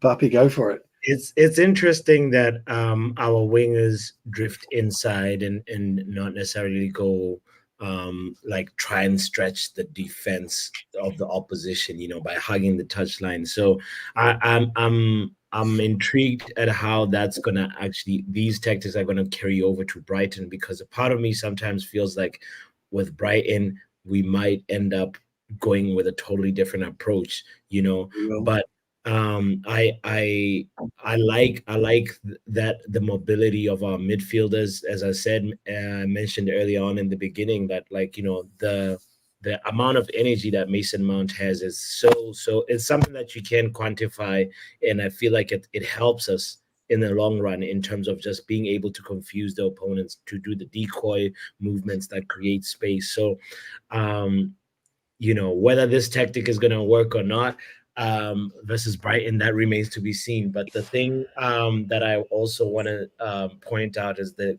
goal that you just described right there, with Xerxes being involved in the build-up, giving it to Garnacho feeding that ball in. When I was watching the game the first time during the watch-along, I looked at it as a low probability chance. Like I feel like Garnacho was just crossing for crossing's sake, but it is a low probability chance, and that is correct. That's exactly what happened. He did cross for crossing's sake, yeah. It was just like, okay, I have the ball here. There's a little bit of a passing lane here. I'll just try and cross it, and we'll see what happens. And is that something to rely on? Is that something to sort of like look at as a sustainable attacking pattern? And that's the thing, Pappy. This is why people tune into this channel, because he did pass for passing sake. If Jarvis puts that back up and he goes back to Jarvis, if you can pop that back up, you'll notice. I just fix it right now. Yeah. But you'll notice that Garnacho had the ability in the space to actually attack the diagonal, the corner of the box, and pretty much go alone. So, and he chose not to do that, as Jarvis pointed out. Jarvis showed the move brilliantly. He decided to go into the box and then push the cross in. Jarvis got McTominay slightly the wrong way round, I think, and the defender. I'm just rearranging. You're all good. You're all good, pal. Don't worry. You can feel free to change it how you like. No, you're all good, mate. Honestly, the way you described it was perfect. But I just want to make a point that Pappy was right. He just crossed it. I don't think he even looked up. I can't quite remember, but the ball was in, and it's only the brilliance of Xerxes that the ball ended up in the back of the net. This is a goal, Stu. We can just go through it. I have photos because this is from the Scarlet Report, and he actually talked about this. Brilliant tactical guy. So people, if you haven't watched him, go subscribe to the Scarlet Report. He's a great guy, and he has a lot of football knowledge. But we actually talked about this too. In the beginning minutes of the game, I told you have to look out for the attacking patterns, how we will stretch out the opposition and go narrow and try to get the ball to feet and what do you call it? Exploit the space that our runners gives us. So this is the goal. You see here is Bruno. This is Xerxes' movement in, and you see our runners here with Rashford and Garnacho on the other side, actually forcing the defense to back down. So here you see the big space that they leave behind because the defenders have to run down. Bruno here with his pass into the middle, but you see here Bruno is actually pinned down with 3 Fulham defenders around him, but he knows because he was brilliant on his first touch and on the line. So here the ball goes in from Bruno. You see already McTominay has made a deep run from behind to fill up, because this is the key. This is a cue moment, and they know what to do. on the other side, you see here Masraoui also running forward. And Look at Garnacho, Xerxes, though. Look where Xerxes is. This yeah, is what you call a top footballer. Somebody who's waiting and willing to, really gambling on the play, opening up for him. Look at where he's positioned himself. But Tomlin is running forward. Garnacho's looking, but look at Xerxes looking exactly where Bruno's looking to pass the football. That you can't underestimate the footballing knowledge and awareness, pitch awareness, spatial awareness of where can you imagine if it was Højlund here? Højlund would be up here. He wouldn't know what to do. Yeah, Højlund from there wouldn't know what to do. Yeah, absolutely right. But Xerxes, brilliant. And then this is what you see when he receives the ball. We have a lot of people. You see here we created some kind of rondo, triangles, and suddenly we have a lot of options. It's difficult for the Fulham defenders to know what to do because there's so much space here because of this. And look at Garnacho's position there. That's why when he receives the ball, just to go the diagonal. But anyway, So and it ended with the cross and the goal. But this is what I like to see. A lot of people. So we stay while stretching out the opposition. It's actually really counterintuitive to understand, but this is what we are doing. We are stretching out the defense and we are staying compact. But again, look at where Xerxes is still. It's weird. We don't have anybody pitting the two center backs. There's nobody really at this moment creating that space by pinning the center backs to the own side. So that is it's kind of a big question mark for them. That like, okay, when is this a dangerous moment? Because it's asking them to first of all, in most center backs, they want to obviously move as a unit, right? A defensive line wants to move and defend as a unit, but there's a moment where an individual member of that defensive line has to break that unit because they sense, I can go and attack this ball right now, or I can go and diffuse this danger right now. But this is a very big question mark for both of them because they're like, okay, it's not looking dangerous at this very moment. Xerxes has it. He's going to go to Garnacho. Go ahead, Stu. I see you want to say something right now. I'm kind of interested. I'm looking at another passage of play that could have really opened up for us. So it's what, 30 meters, 30 yards away. 30 miles. 30 miles. Well, he looks 30 miles away, doesn't he? And where the ball is there, if you push it back one, look where Rashford is in that position. Push it back a frame. Go back. No. Look at where he is now. If he bent his run from the left to the right, we could have had a whip cross in. He would have a free header. Unbelievable. Unbelievable. But look where he ends up, by the way. He doesn't make that run. Look where he ends up.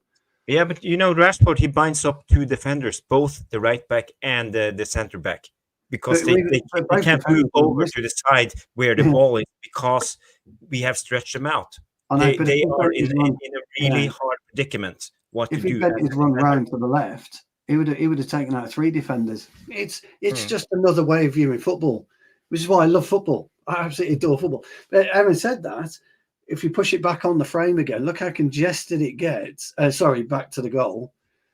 Look how congested it is at the end. And Xerxes still manages to get that touch. Unbelievable goal. Really is an unbelievable goal. I'm so pleased for the guy. Yeah, it was a fantastic goal. And I'm so happy we talked about it before the game started. So this is what actually I saw in the preseason and how I analyzed the game. Yeah, and that's why I love it. And that's why, when you're talking to football fans of our real football fans in the VAR room, Pappy, yourself, Tom, we all see it differently. And I'm looking at that, I'm thinking, wow, if Rashford had just done that as well, crossing deep, bang, he peels away. Xerxes might not have been doing it. Isn't that the beauty of football? It is. It is. I absolutely love it. Honestly, I really do. So it's good to see that, though. And Pappy, your stills are brilliant. I mean, I want us to also make sure that we touch on another player, but I don't want us to jump there when the conversation is not yet there, Jarvis. So no, I'm done with the slides and the tactical board. If not, Steve, you don't want to bring up the tactical board again and show what his thoughts on the game was. But Sure. if not, you haven't prepared anything. So we can go to copies. No, I thought you were brilliant, mate. Your tactics were you kind of see it how I see it. I just also see other things as you unfold. As the play unfolds, my eyes are going, "Oh, what if we did that?" And I'm always thinking, "What if we did that?" Yeah, You know, and that's what football's about, in my humble opinion. I think football's all about what ifs as well as. But the goal we scored, wow! I mean, like I say, it's just well, brilliant. Stu, Jarvis, and Tom, and everybody in the VAR room, it will not be a full, complete discussion if we do not talk about Lord Jacob Harry Maguire. Can we give him the block door? Like, this moment was a moment for me. How we avoided conceding here. He deserves the block d'or, not Ballon d'Or, but block. Like, this right here was a moment where my heart skipped a beat. It was around what, 60th minute or 65th minute. The timestamp is right there, 65th minute, and it was after obviously the inclusion of Xerxes onto the pitch, and we had seen the legend, the legend, Pappy, the legend. This guy here was immense. He had an amazing performance versus Fulham. It seems like the Harry Maguire of Leicester City days. Honestly, like, I did not remember one moment where, you know, he made me nervous. He made me feel like, oh, this is not good. But, like, you know, he was just so resolute. And I also mentioned the fact that, like, whenever we forced Fulham to make those long balls, he would be there to win those aerial duels. And also just how proactive he was, how much of a field marshal at the back he was. I really, really, really want to say, give Harry Maguire his flowers. What a redemption arc this player has had over the years at Man United. And he gets the gold medal, Pappy, the gold medal. Brilliant. Yeah. I tell you what, Pappy, I'm giving him the blue specs. He's getting the blue shades. The blue shades are. The blue shades is Harry. He's getting them. Come on, Jarvis. Let's have a blow. Come on. There we go. He's getting the blue shades. Oh yeah. Yeah. Incredible player. Also, just to say that, like, he, you know, it was also just like he had moments where obviously him and Licha really worked well. And one of my favorite moments of the game as well was when Licha bodied Traore. You know, he said, he sent him to the gym. Yeah, you know, so that was like something that was just so great to see from our defensive line. I know we talked about the goal, but special shout out has to go to the defense as well. You know, I agree. Tom, are you back? I'm back, guys. Yes. Yeah, did you follow the conversation on the tactics and Xerxes and how we stretch the opposition and staying compact and all of that? And I said we should have scored another type of goal. Well, but now we have a bench. We have people, impact players coming on. We have McTominay as we had last season. Now we have Xerxes. We have Garnacho coming on. We have different types, but still they are really, really good. So I would say I'm looking forward to this season. We are a little bit thin in some areas of the pitch, but then again we are better off than last season, I would say. Well, I missed a super chat, have I? Yeah, I think we missed a super chat from the legend. Oh, we have. Paul. Yes, we have. Yes, it's getting on. Paul, sorry, mate. Sorry. Get the super chat thing going, Jarvis. Get the sound. Super chat. It's from Paul S. coming in. Would you read it, Stu? Of course. English? Yeah, of course. Yeah. With this improved squad, do you see Ten Hag starting Højlund and Xerxes in some matches? Go, Pappy. No, sorry. Go, Man United. Sorry. I read it quicker. I thought it said Pappy. I thought it said Pappy. Sorry. Love you, Pappy. You know. Look, Paul, actually, I do. I do think he will start Xerxes and Højlund in more than a few matches this season. I think he's got a system in mind that we go potent forwards up top. So I do. I don't know about the rest of the lads, but I do, pal. Big up to Paul S. You're a legend. That's brilliant. Sorry for keeping you waiting on your super chat. We appreciate it on MUFC Realist TV, and of course Football Power Hour for you guys who's watching on his channel. And if you haven't, please drop over to his channel and give him a like. You know, he's a up and coming YouTuber trying to grow his channel. How many subscribers are you on at the moment? I think I'm about maybe 70 subscribers away from 2K. So well done. 2K already. Yeah, we had the 1K party a month ago. You know, maybe 2-3 months ago. But like, yes, we're growing. We're a small community, so always appreciate the love from anybody that likes to check out the content and support a fellow Man United fan. You know, you're right. It's Yeah. Next week we have Brighton coming up, or this week. It will be a difficult game. We saw them. They won. Was it 3-0 or 3-0? Yeah, 3-0. very well.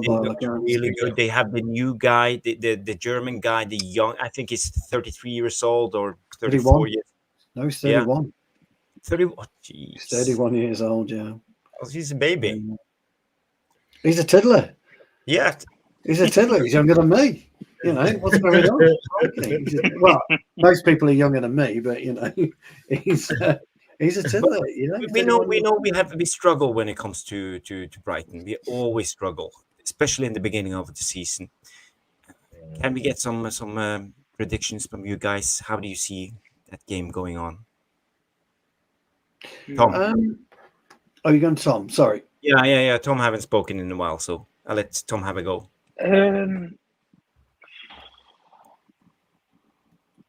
Brighton, to the credit from what I saw against Everton, I think Everton, I think they've blown the club up, to be honest with you. Financially, listen, we've been over the Bramthwaite thing before, guys. I'm going to say it for what it is. The Onana thing, they've not made as much money as what they would have done with the Bramthwaite deal because of the PSR implications of it. They paid very little less with Bramthwaite than they would have done for Onana at youth level, particularly when they paid for him at youth level in comparison to what they did with Onana from a club.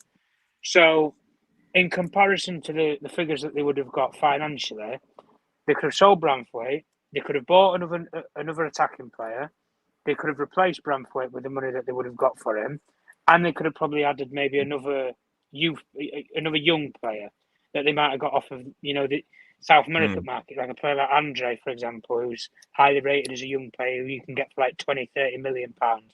So they could have done it, coulda, shoulda, woulda, but didn't. Yeah. Brighton, to the credit, they've got a very young manager. They are backing him. They've just bought another player tonight. They're giving him finances, Tony Bloom. I thought this Brighton team was going to have a little bit of a recession. I'm not going to lie, because they've had two very good managers and coaches in Graham Potter and De Zerbi, who I think they've had a very good time on that sort of pathway with. The new guy, I'm sorry, I can't actually pronounce his name, but from what I saw in the Everton game, they had very good patterns of play. It seemed like there was stable collectively as a team. So what you're going to get differently with Brighton in comparison to Fulham, from what I've seen in the first match day one, is you're going to have the organisation, but you're also going to have the organisation coming at you, is the difference. So with Fulham, they're very organised at the back, very stable as a unit squad and as a team, where they'll hold their own in their own half. But they have the struggles in terms of getting up the field and then actually counter pressing on teams or counter attacking on teams at the latter end of the field. Whereas you have teams like Brentford who are the masters of such as that style. Again, Brighton have always into that category from what I've seen, especially from the Everton game. I know Everton blew the game up with the cards and different scenarios within the game and everything. They've not really improved that squad at all for my liking anyway. But again, it's kind of similar to what we have right now, where we have a lot of new players. We still don't know what they're going to do. It's been one game. I don't want to jump on this bandwagon of players. Mazraoui, listen, he had a good game against Fulham. He could stink the joint out and get shot on at the Seagulls. So we're going to have to see. But the only thing that I'm going to say is if we stick to the same principles of the Fulham game, where we still play with the high energy, the high pressing style, I don't personally think Xerxes will start. I think it'll be a similar team what we saw against Fulham. I still think he'll play Mount and Fernandez, same false nine system, and I think he'll bring Xerxes on later in the game. Again, if he needs to, if we're chasing the game or we need to try and break the deadlock. But the only thing that I'm going to say defensively is I want to see De Ligt start if he can, fully fit. Yep. Because from what I can see right now, Delo, Martinez, De Ligt, and Mazraoui is the best we've got. So I want to see what the best we've got is when they play all four of them together. And listen, Ten Hag's always banged on about this. When I have a stable back four, you'll get the best style of play, you'll get the best performances, you'll get the best results. So you're benching Maguire? I would bench Maguire. On the basis of that, I would give De Ligt a go. And the only reason why I'm going to say that is pin them against each other, because for now, both of them have to fight for that one remaining spot in this first 11 while Lenny Euro's out. So one's got to hold bench, one's got to play. Maguire's gave his account, okay? He gave his account against Fulham. I think the Fulham game suited him a lot better than this Brighton game is going to do. Whereas De Ligt, with the way that mobile system teams work within the Bundesliga, and Mark's an expert on the Bundesliga, and he'll tell you this in the chat, is when you come up against a slippery team like Brighton, who are going to use players like McTominay, or they're going to use Enciso in midfield. You know, they're going to use these players where they're going to try and intervert, and it's almost about who's got the better technical players. Now, technical-wise, Brighton a couple of years ago would have done us streets ahead because of the youth talent that they had and the brilliant recruitment that they've had. They've sold a couple of them now, okay? They've replaced them with a couple of them, brought a new manager in. We're going to have to see if it settles. But the difference is what I'm saying, guys, is I think we're going to win the game. I think we'll win the game 2-0. I think we'll keep a clean sheet. The only thing that I'm saying with the whole game is expect them to come at you. It's going to be the first time, like I said with Mazraoui in that Fulham game, I don't think he really got tested. This game, you will be tested. Matoma, if he starts, he'll run at you. The same thing on the opposite side with Delo.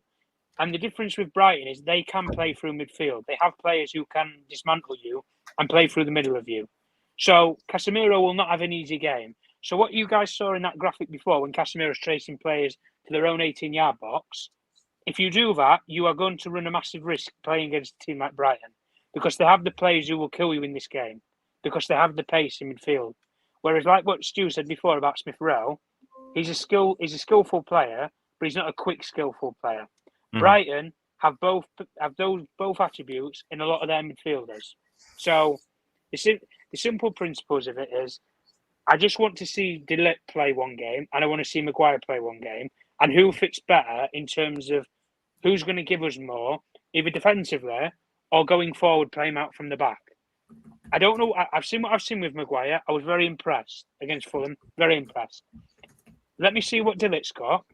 And then whomever I see better fitting in terms of is De Ligt ready and adaptable right now to play? If not, okay, you've got a safety net with Maguire. He's a steady pair of hands until he gets up to scratch. That's just how I see it anyway. Yeah, it's going to be a real difficult one, I think, for ETH. And I kind of agree with Tom, except I think he'll start Maguire. But I understand why Tom's reticent and would go with De Ligt. I think it makes sense, actually, to go with De Ligt, which sounds really stupid. It sounds like I'm contradicting myself. But I also feel that Maguire, we all know, had a decent game, really good game against Fulham, probably deserves that opportunity. But it's the pace. And Tom's hit the nail firmly and squarely on the head and smashed it at the same time because Brighton will attack with pace. And it won't be just pace, it'll be frightening pace. Their ball movement and their ball speed is far superior to us. with their accuracy. It's very difficult to have ball speed and accuracy at the same time. Brighton, for some reason, seem to have it with their players. And when they go at you, they're going at you like a sledgehammer. They really are. They're absolutely relentless. They do. However, it's brilliant for us in some ways because we get quick turnover. They're out of position. We've just got to make sure that we capitalise on the turnover if we get it. So it's time to use your speedier players against Fulham. And correct me if I'm wrong, Tom, because I'm not 100% sure, but I don't think De Ligt's quick, is he? Maguire and De Ligt. He's not quick, but he's not quick. But the one thing, yeah, he reads the game better than Maguire. Yeah. No, I'll agree with that. I would agree with that. So for me, this game is going to be relying on pace. It's a game of pace. This because Pappy's right about Matoma. He's going to fucking hammer you. He's going to absolutely fucking hammer him. And Mazraoui, we'll see what type of player he is. I think he can cope with him. If I'm Mazraoui, whenever I was training, I'd want Sane against me every training session so I could cope with that type of player, speed and quick feet. I'm hoping he can do that. But ultimately, I think it's a fascinating game. Saturday lunchtime was a funny time for us. We never turn up at 12:30 kickoffs for whatever reason. So, but I think it'll be a fascinating game. I do know one thing though, fellas. If we can come away with a 1-0, maybe a 2-1, which I think Neil said, then I've got a feeling, that's a really great springboard. But I see exactly where Tom's coming from in this one. I think Erik ten Hag will be thinking about what does he do? Does he stay with the same team, or does he actually go with De Ligt? It'll be an interesting one. I think that's his only dilemma. I don't think he's got. I think Tom's right. I don't think he goes with Zirkzee to start with, but you wouldn't just at the moment. You can bring him off in 60 minutes, 70 minutes. Bring him on. He could get us that goal. The other one I was thinking of, lads, is do you go with Garnacho or Ahmad? So those are my two. You've actually started. I have to disagree with you guys, those two and Tom. No, that's good. No.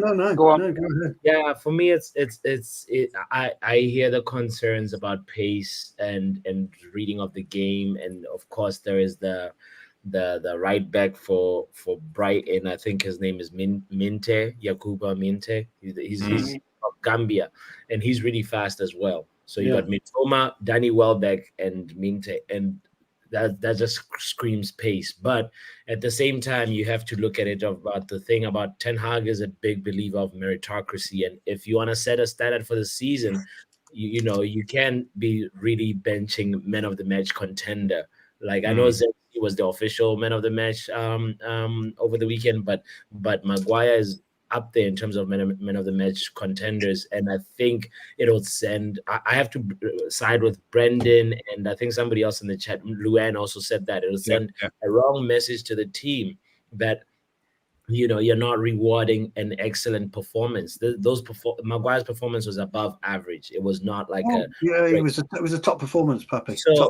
So you have to sort of set a precedent for the rest of the season and say, guys, if you perform, you will get it. Now, if Maguire makes a mistake, then he eats bench for 5-7 games until De Ligt makes a mistake. And that's how I think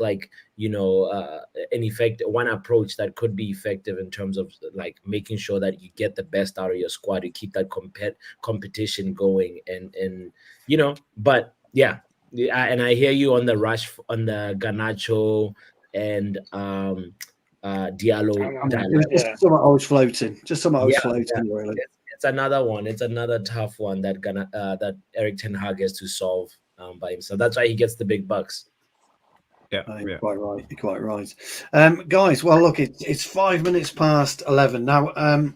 We've got loads of questions. I've got to dip out in 10 minutes, so apologies for that. So I'll let Jarvis run question time tonight, if you don't mind, old friend. And you can start and do the intro, and I will take over as usual. I will just play the intro for the Q&A. Where is it here? Q&A jingle. Come here. I'll answer the question. You want answers? I think I'm entitled. You want answers? I want the truth! You can't handle the truth!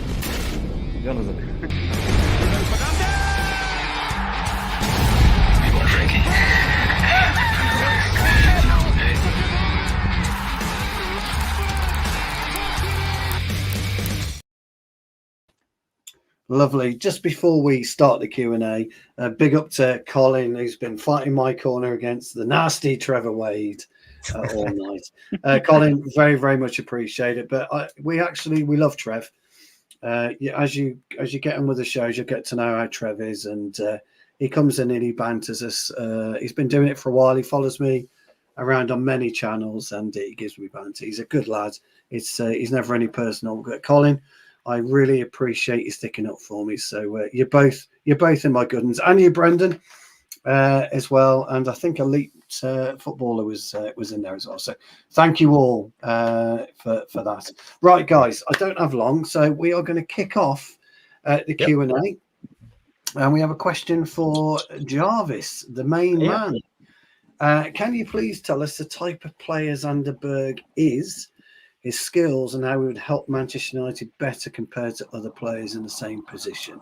It's been reported that we put another offer to him about yesterday, apparently so. So it's a great question, Thomas. It's a great question. What's his surname? Thomas Svedjenos. Yeah, I didn't want to butcher your name, Thomas. Yeah, but Thomas is Thomas. Sorry, Thomas. Yeah. Thomas. Well, is he Hungarian? Okay. I would like to talk about Sander Berge for 5 to 10 minutes, but now the deal is off. He's going to Fulham. It's all just a dream. I wish that he would come to United, but sorry, he won't. But as a player, I think he could contribute it to our team. What I like, especially with him, I think we would be dominating weaker team in a much better way, because I think he's good on the ball. He's calm, he's composed, and what I see is as a weakness in our play, we sometimes rush our attacks. We want to attack a little bit too fast. We need a conductor on the field, someone who dictates the play, and Sander Berge is one of those who can actually take the ball and wait a little bit and wait for the opportunity and then go again. When you have Bruno, you have other players, Mason Mount, players that always want to attack. They want to play the ball forward and keep on running and keep on pressing. But for me, I would like us to be more composed, and I think Sander Berge could have done that. But let's just hope that Ugarte is also a player who can take down the ball, take down the tempo sometimes, and give us some better options when we go attacking. 100%. Yep. Tomas, that's... do you see that, Jarvis? Tomas. Thomas. Oh, see what I have to put up with, Pappy. This guy's trying. I think the guy tries. It's like, isn't it? I'll tell you what, Brendan. Brendan just says, will the real Stu stand up? I'm fucking standing up in a minute. Jarvis. I love my Jarvis. He knows that. I love him to bits. He's a great guy. Tomas, I hope that has answered your question. And Brendan, you know it. Brendan's got another point. Pappy, actually. Mick put a you got to bring in the first part. Oh, have I? Where was that? Sorry, Jarvis. Yeah, you go ahead then on that one. Yeah, he said just looking at the stats versus Fulham, Casemiro was very important, and he did more than other midfielders, which is why I agree with Mick's comments on Telegram about playing Casemiro in the 8. Pappy. So yeah, I really feel like Casemiro is better serving to the team, a little bit more advanced in an 8 role.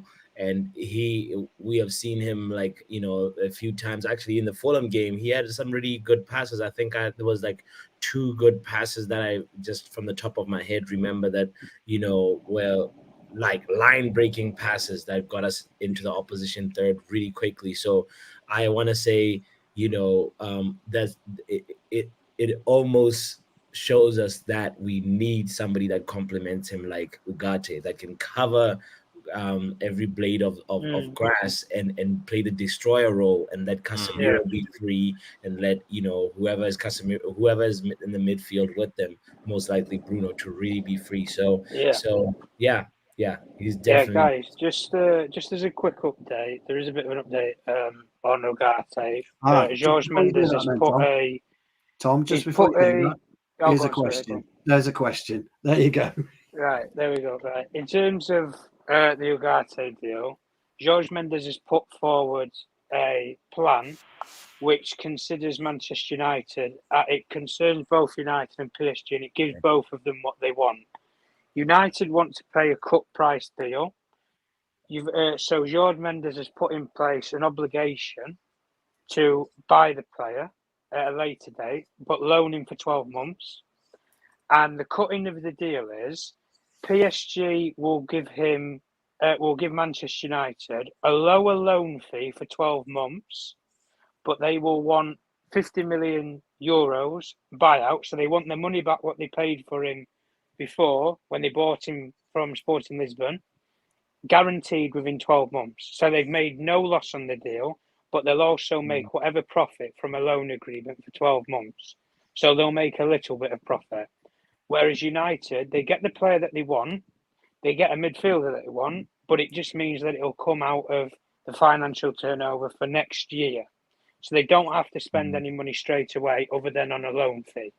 So effectively, it's a solution to break the deadlock between Manchester United not wanting to overpay for Ugarte and PSG not wanting to budge. So what we were saying before at the start of the stream when I asked Pappy the question about who's going to blink, it's almost like Jorge Mendes has said to both of them, put the guns down and here's an offer that you can't refuse because everybody should be happy with it. Yeah. So effectively, everybody will get what they want in the end, should both PSG and Manchester United agree the terms with this formula of the deal. Yeah. Hit the like button for Jorge Mendes. Come on. Yes. Yeah. Exactly. Give him a, what do you call it? Give him a horn. Right. Go on. Wait, Jarvis, do the horn. I haven't connected this up. There we go. Oh, no. There it is. Tom, thank you very much. I was going to give you that question anyway, Tom. So yeah. That's why I put in. Sorry, mate, but thank you very much for the update. That's absolutely brilliant, Nannies. Obviously, stay tuned to both Pappy's channel and MUFC Realist because Nick and Mark and Pappy and Mark are always on in the mornings, just updating everybody. So keep an eye on that and follow Tom as well on his Twitter. Don't bother with me and Jarvis because we know nothing. No. But, those will tell you that. Brilliant question here, Jarvis, for you. Do you see City? Do you see City finally getting their comeuppance this season? go relegation. He's happy again. Yes. Oh, happy. Well, you never know when it comes to Manchester City. We are up against a whole state, and they have more money than most people would never see. So for me, you never know, because when it comes to that world, at the top level, money talks. So that's my biggest fear, that they will find a loophole, find a way out of it, and they will go free. There will be an injustice, and I think people will stand up, but I don't know how big of a how big of a fuss it will be if Manchester City goes free, but it could happen, So I'm not putting my money on City getting relegated and getting a conviction over this. I read some interesting tweets from the Swedish Rumble, one of my favorites, and when it comes to him, he said there's no way out for Manchester City because when they had the UEFA trial, they had a lot of key witnesses, people working in the club who came under oath and came good for Manchester City and told them a lot of lies, allegedly. So but they are not on the stands this time, because all the WikiLeaks what do you call it, the football leaks, the emails are out as evidence, so they can't basically come up again and tell the lies. So Manchester City don't have a defense this time, so it looks like they are getting a conviction, but I'm not sure what will happen. I hope they will be relegated, and their titles are taken away, and they will have a transfer ban, and they will stay down in the leagues for at least 5 years. That will be, I would say, a fair. Yeah, totally agree. Paul, just to you're probably listening. Tom's just updated everybody on the PSG Ugarte deal, so hopefully you've got that. We've just got 2 questions to go then, lads. That'll be one for Tom and one for Pappy, and then I'll hand it back to you, Jarvis, and we'll wrap up. If that's all right. Right, Tom. Gundogan is apparently on his way out of Barcelona. I think it's been reported, hasn't it? He was left out of the Barcelona squad. Apparently, City are looking to try and get him back should United try and hijack the deal. And that is from Yala Marmin. To be honest, I never understood why he left City. The only reason why I can say that he did is he'd won everything there 3 times over in terms of Premier League. He completed it all when they did the treble. And he'd been there for quite some time, worked in that system with Pep. He was kind of City's utility player because they had players like David Silva on the books, brought in Bernardo Silva, Phil Foden was emerging, Rodri was in the club, Fernandinho was there, Delph. There was a lot of players who was in that midfield,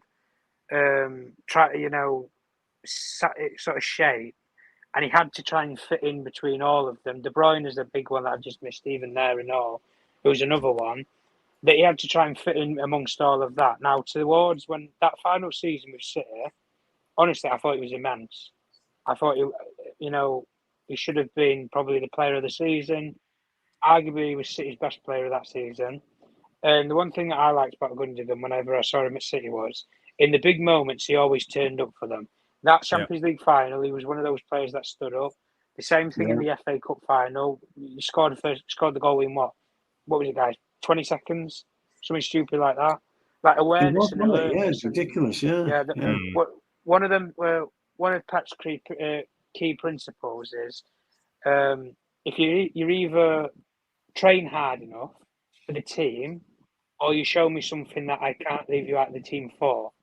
And he gives both. He trains hard enough, and he does the air miles on the field to show why work rate wise Pep should keep him on the field, but he also gives him that added bonus to say, well, I can turn up in big moments. I am a big game player. Would I say United should try and hijack him? Not for me, personally. I like him as a player, don't get me wrong.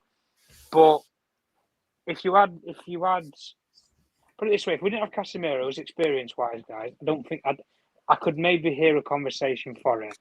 How old is Gundogan? I think he's 32 now. So he's at the latter stage 33, of his career. actually. 33. 33, okay. Well, that's what I mean. He's at the latter stage of his career. I'm not really interested in the logistics of it all and that. The only thing I could see that he's going to give us that we don't have right now is just added experience. But it's not going to happen if we look at it and we face facts, really, guys. If he goes back to City, all the best to him. I like him as a player, but I hope he falls flat on his ass, slips on the ball, does a Stevie G, and fucks up the league. Yeah, I can't see him going back to City either, to be honest. Saudi Arabia for me, for Mr. Gundogan. Go and retire there, pal. Yala, I hope Tom's answered your question as eloquently as you would like. Final question from Big Trev, our good old mate Trev. Question: out of the 4 players signed so far, this is to you, Pappy, who's had the biggest impact this season? I think Matsari. What's your thoughts? See, Trevor, it's very tough to say who's had the biggest impact because we've seen a limited amount of very, very small amount of Xerxes. But I am inclined to side with you right now, saying so far. I like that you had so far in that like as part of that question, because like I feel like Mazraoui versus Fulham, what he played like a player who's been playing for Man United for the past 2 seasons. He just like did not look out of place. He looked so in rhythm. Like, I just looked up his numbers right now. 55 touches, 35 out of 38 passes completed. Come on, that's beautiful. 3 out of 3 ground duels won, 3 out of 4 aerial duels won, 3 interceptions. Like, alhamdulillah, we got the Moroccan that we've been crying for on the right back. The African, as an African, I'm really proud of Mazraoui for that. And I actually wanted to you just reminded me to just quickly just share this little pass map so you can just appreciate. I know Jarvis likes the heat map, but look at that. Look at how the thing that's really impressive is here for me. Like, these passes that are just going to his right when he receives the ball. That's him finding Ahmad, sometimes Casemiro, and it's just he does that as just so effortlessly with his left foot too. And that's the thing that's really, really key about Mazraoui. He's able to open up passing lanes through just a slight shift in his angles. When the ball is on his left side, it reaches the player that it needs to reach. So, and you can see the dense part of his heat map is obviously right there above the center line. And he's just somebody that versus Fulham. For me, he seemed like the most impressive. But if you're gonna say for the rest of the season, with just making a guess, Trevor, I would say Xerxes is gonna be a very key player for us. I'm very, very hopeful. So yeah, I hope Excellent. that question. Yeah. Excellent, Trev. I hope that's answered your question. So I'm going to pass you back over to Jarvis as that concludes the Q&A. Yes. So we will switch places. And I'll let you close out the show, or do what we're doing. Yeah, I'll close out the show. I think Poppy also have to go. So I will say thank you to Stu and Poppy. Thank you for joining. Me and Tom will stay on a couple of minutes more because I will read out the latest news from Roshmano, the latest tweets, what's going on in the world of football and regarding transfers. And thank you guys for coming on. It's been a brilliant show. Thank you, guys. Big up, guys. Hit the like button for George Mendes' sake. Hit the like button for Man United's sake. Go, Man United. Let's go, guys. See you next Monday, lads. Let's take it for another win. See you, boys. Bye-bye. Bye-bye. Bye-bye. And there were 2 of us. So, Tom, I have invited one special guest, Elite Baller. I sent him the link. So, Elite Baller, if you have the link, just jump on if you can. No worries, no pressure. But, I would like to have you on because I like your football knowledge and a lot of insight when it comes to this with football. Stretford Gamer TV come in and say just in Man United are working on a loan with obligation to buy proposal for Manuel Ugarte. We've just been through this, but it's breaking news, and I think it will come true. This is the thing I want to share now. We have this one from United. Truthful comes in. I'm just gonna get the right there and share. Give me 2 seconds. So United Truthful comes in and say Maguire. I feel good, physical and mentally. There are so many games this season, and I'm sure there will be a lot of changes from game to game. When it's your turn, you have to take your chance. I feel fit and ready. So Maguire is feeling ready to play. So we talked about this a little bit.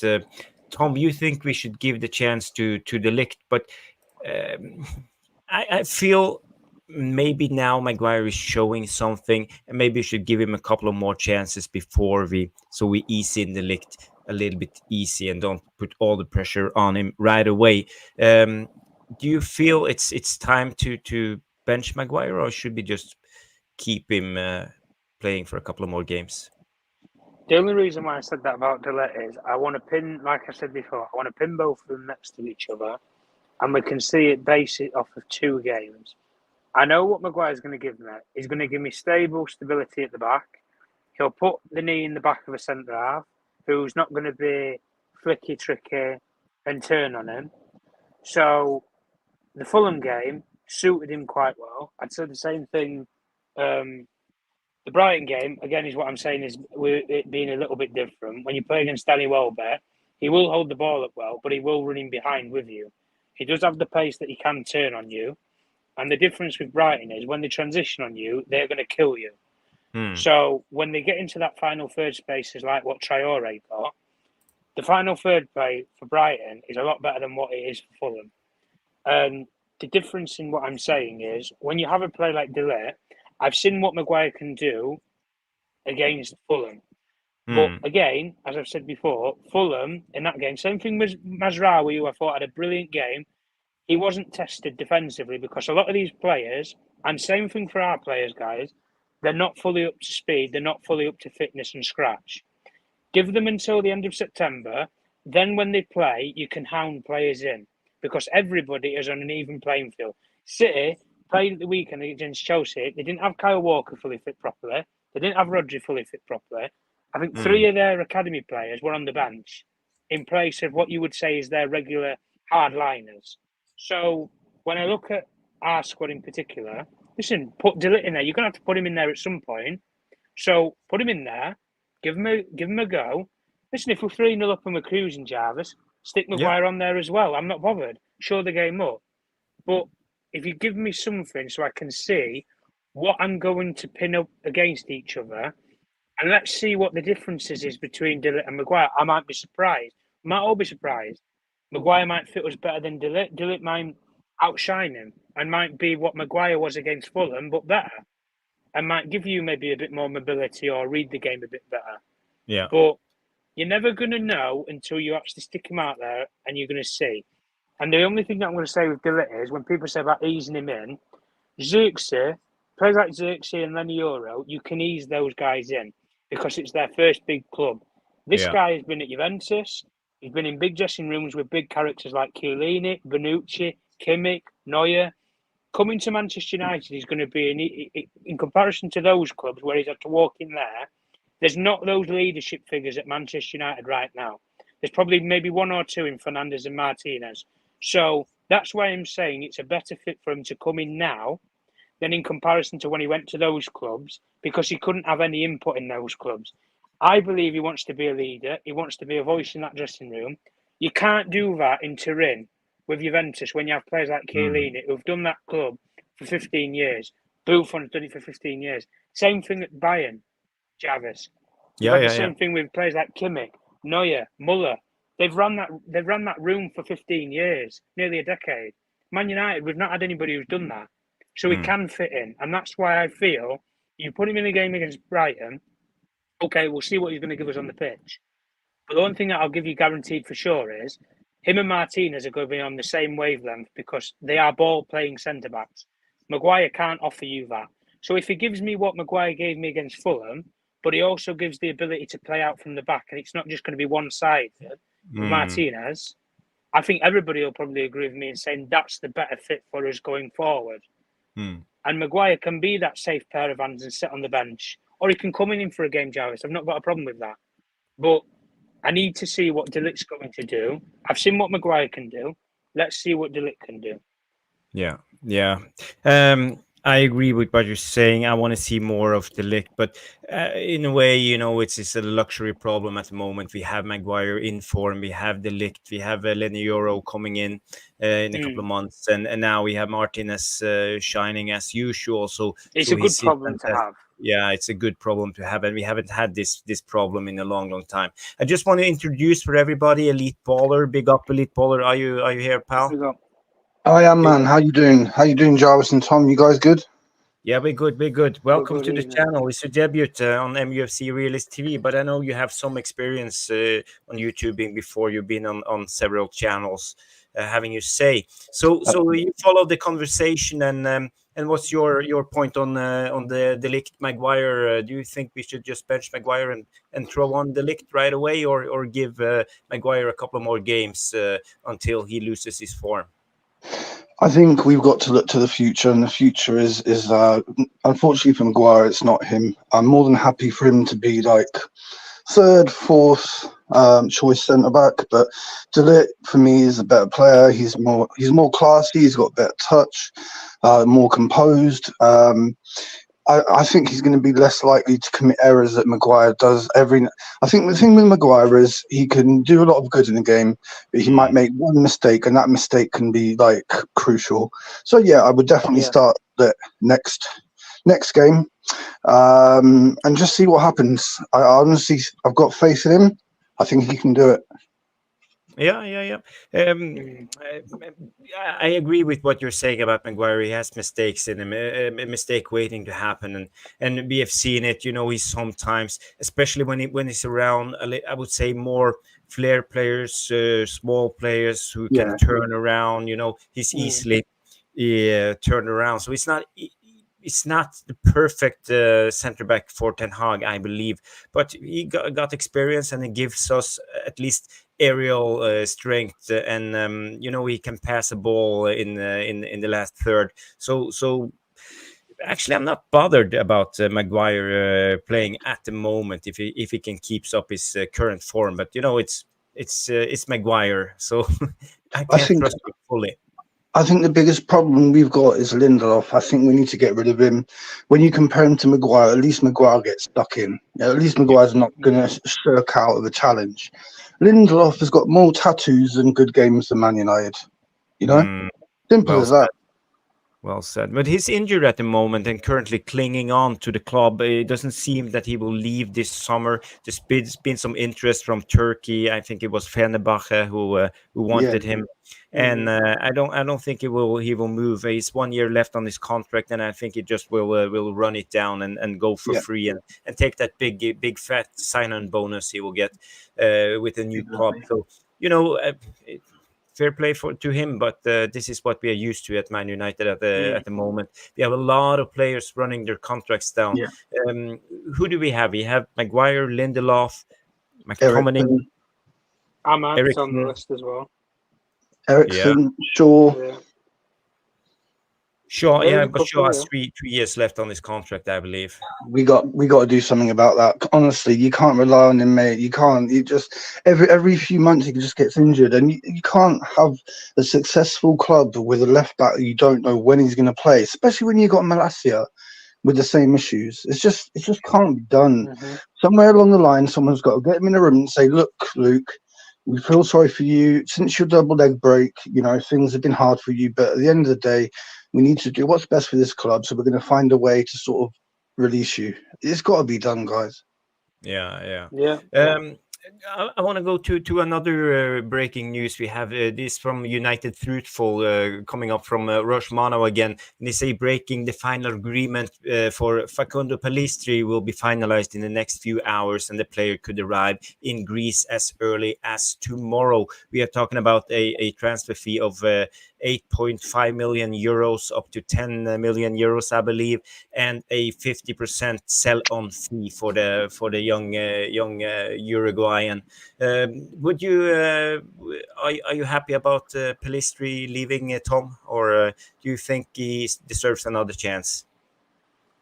I always knew this was going to come, and I've said this for about 12 months, Jarvis, and you'll back me up on this.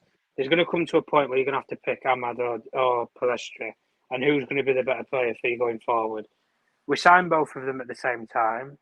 You could argue we've developed Ahmad a lot more than we have done Pellistri, because we gave Ahmad that loan where it fitted him perfectly, which would you put him in the Championship, put him in an environment that you either make it or break it at the Championship. And what I mean by that is it either makes you, in terms of it gets you ready for the Premier League, where teams are going to physically impose themselves on you.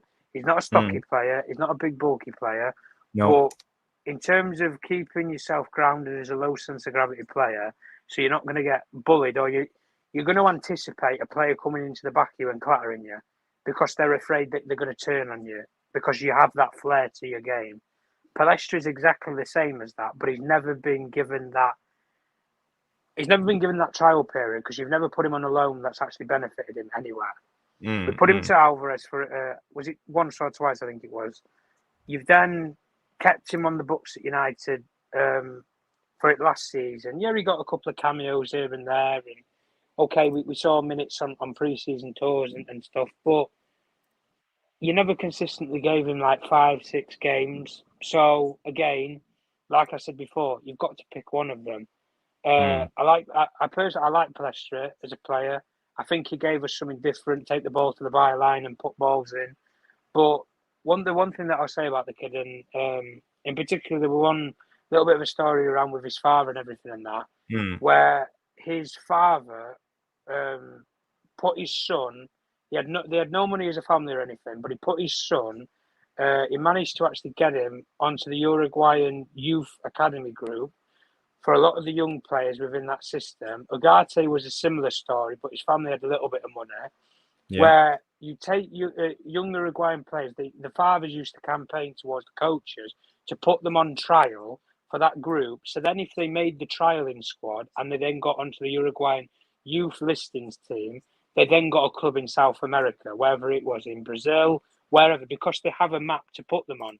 Because then scouts look at those leagues at youth level and they get opportunities.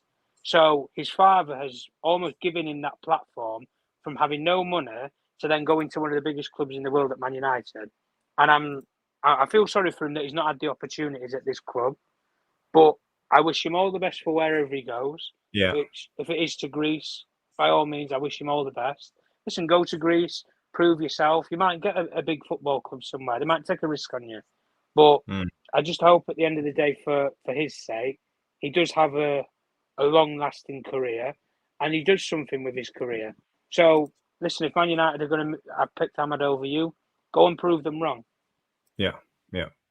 Elite Baller, what's your thoughts on Palestri? Do you think it's time for him to leave, get another chance in a different club? I think that he obviously came through at the same time as Garnacho. So if you compare the two, I think Garnacho is a superior player. You can see that right away. The thing about Palestri is he plays regularly for Uruguay, which obviously is a very good team. So I don't know. With this deal, does it mean that he's never coming back to United, or is there a chance that maybe in a couple of years when he proves himself he could come back? Do we know that, or? I think the logistics of it is that they'll probably have some sort of a percentage of if they sell him on somewhere. It's a 50% sell-on clause, according to the like rumor. That. Yeah, it'll be kind of like what they did with Angel Gomez a couple of years ago, or what they tried to do when they tried to sell him.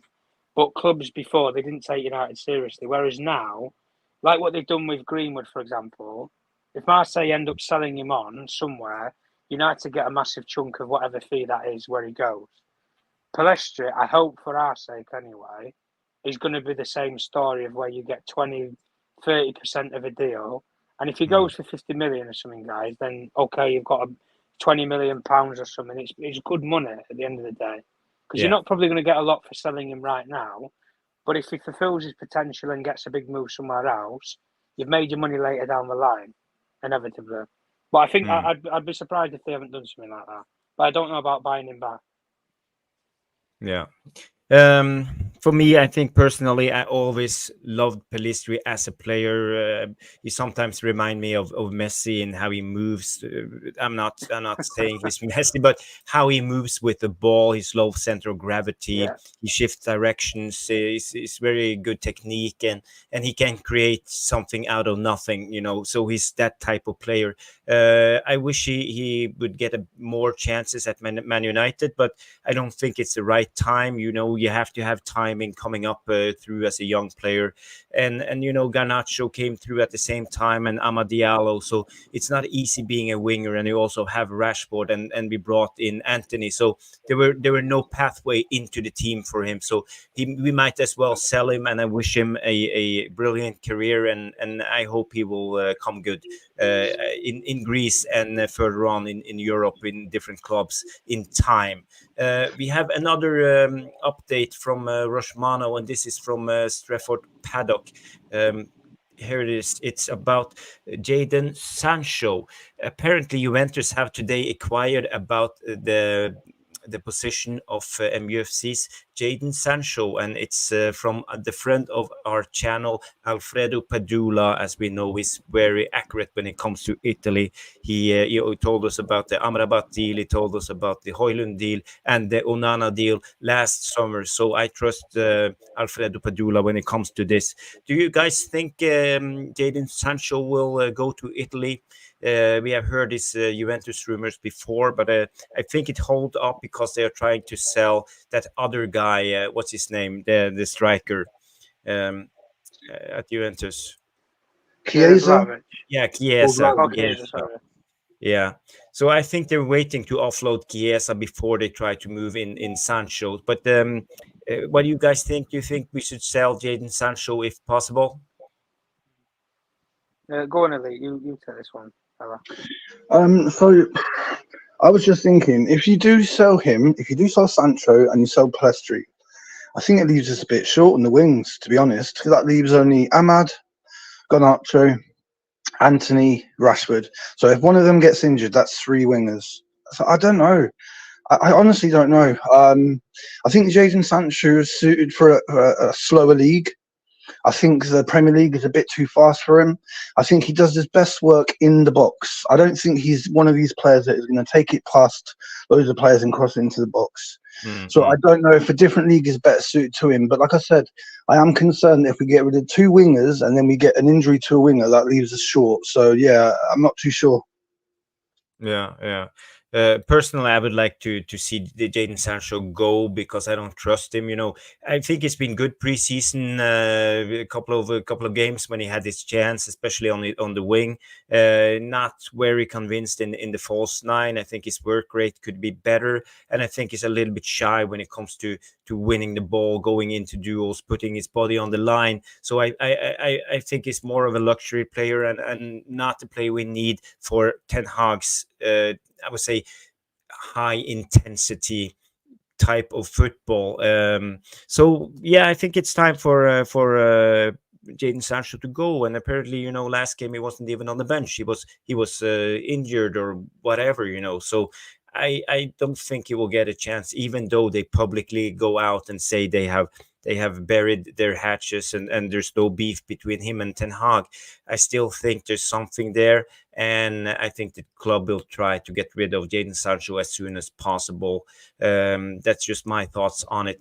The next news is an update on the Ugarte deal. We have Florian Plettenberg coming in. He's very reliable when it comes to German football. I'm not sure about the French football, but he say, as reported in July and now confirmed, a loan with an obligation to buy is a possible scenario to finalize the deal between Man United and Paris Saint-Germain for Manuel Ugarte. The deal structure was already discussed with MUFC, remains on the table. Straight loan with an option to buy, not an option for PSG. So concrete negotiation ongoing between the clubs. So there will be a lot of updates on this, but I feel we are getting close to a here we go.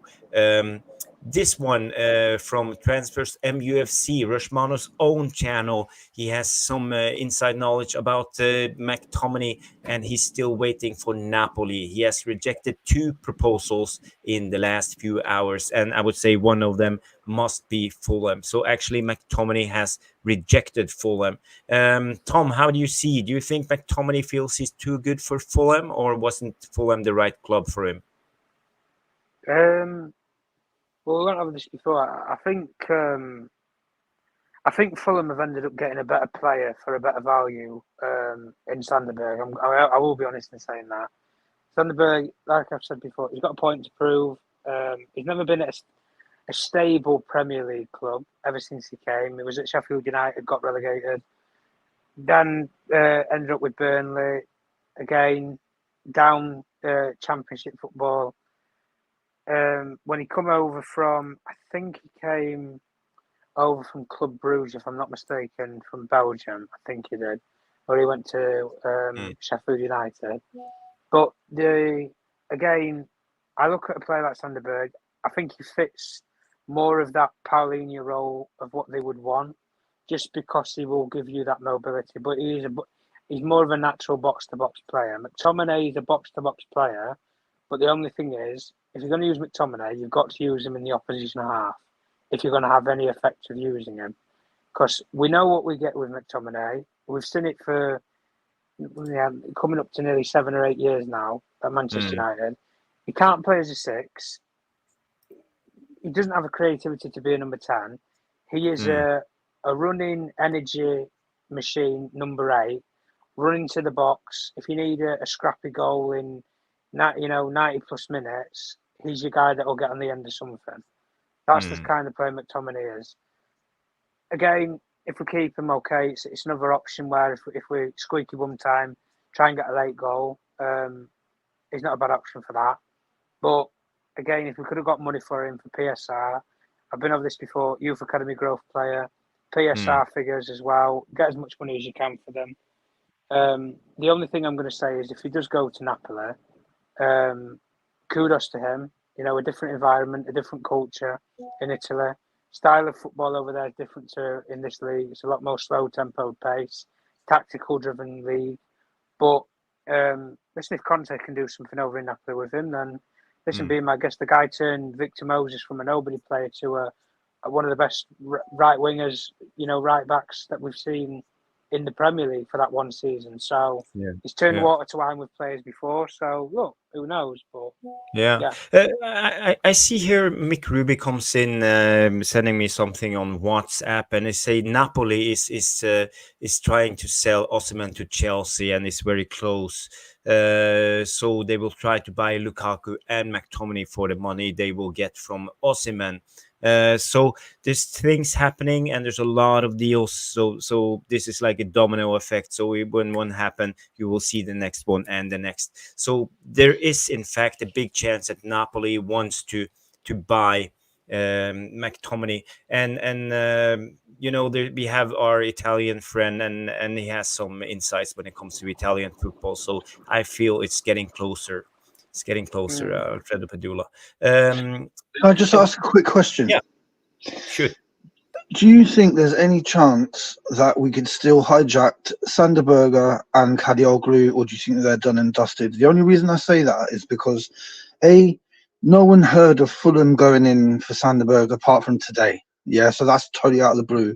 Kadioglu, we've been talking that we wanted him for, month and a half now? So do you think there's any chance that we hijack those deals, or is it over now? Well, for me, I would love if that was to happen. Kadioglu, for me, is a brilliant left back and is versatile. He can play right back and defensive midfielder.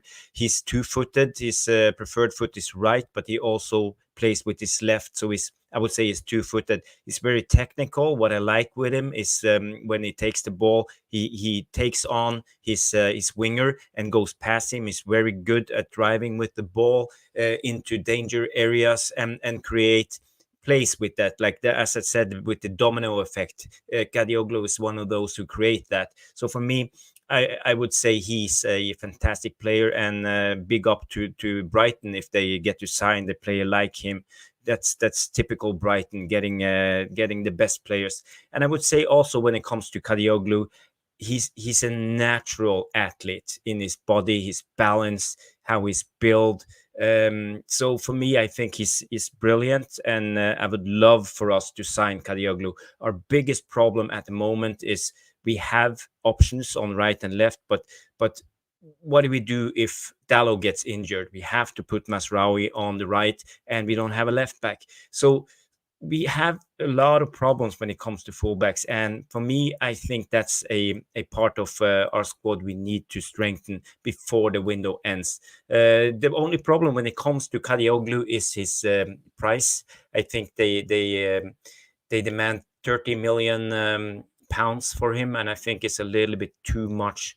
It's over our budget at the moment, but we will see now when the Ugarte deal goes through, if it goes through, how much money we have left to spend, especially if the McTominay deal goes through to Napoli. So there's a lot of question marks, and I think we are monetizing the situation with Kadioglu yet still, but I don't know if he's willing to wait for a club like Man United.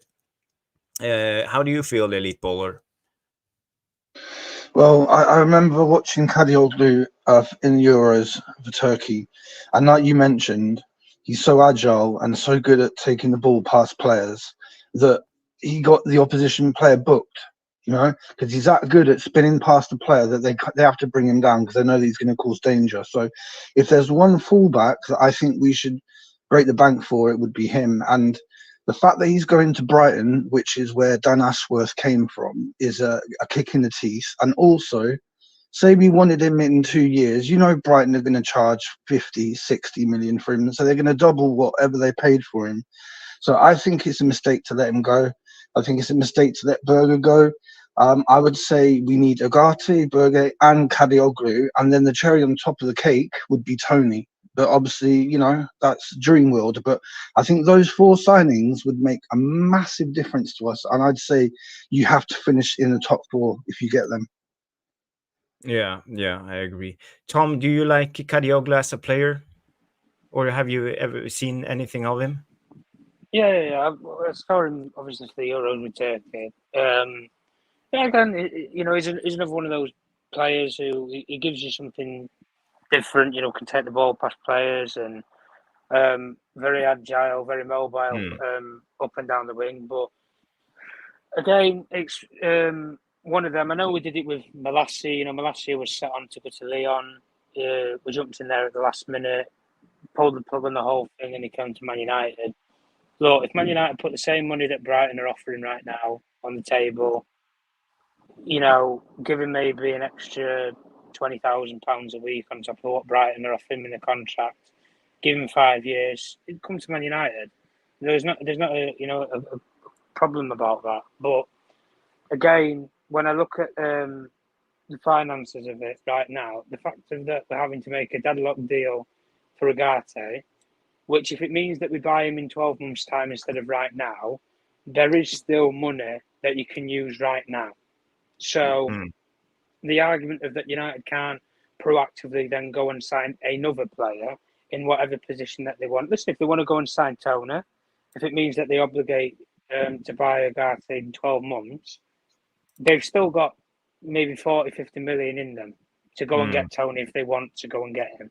Same thing if they want to go and buy another midfield. If they wanted to try and get Sander Bill, like Ali was just saying before, they can go and turn that thing around. Exactly the same thing. Go to Berg's camp. If you offer him, like I said before with the Kadioglu deal, the same sort of terms that Fulham have just offered, 20 plus 5, you give him the same contract near enough. If you put them side by side, it's not a hard decision to see which one he's going to pick. It's really not. So, again, I look at, say, Kadioglu as well.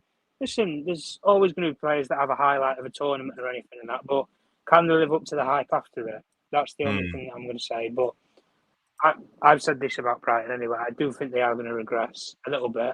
I think they're going to have a little bit more misses than hits than they've had with recruitment-wise. But I think he will be one of those players that will be a hit out of a lot of them. I don't know about the kid that we just bought from Leeds for £40 million. I think that's a little bit maybe breaking the bank, but we'll have to see.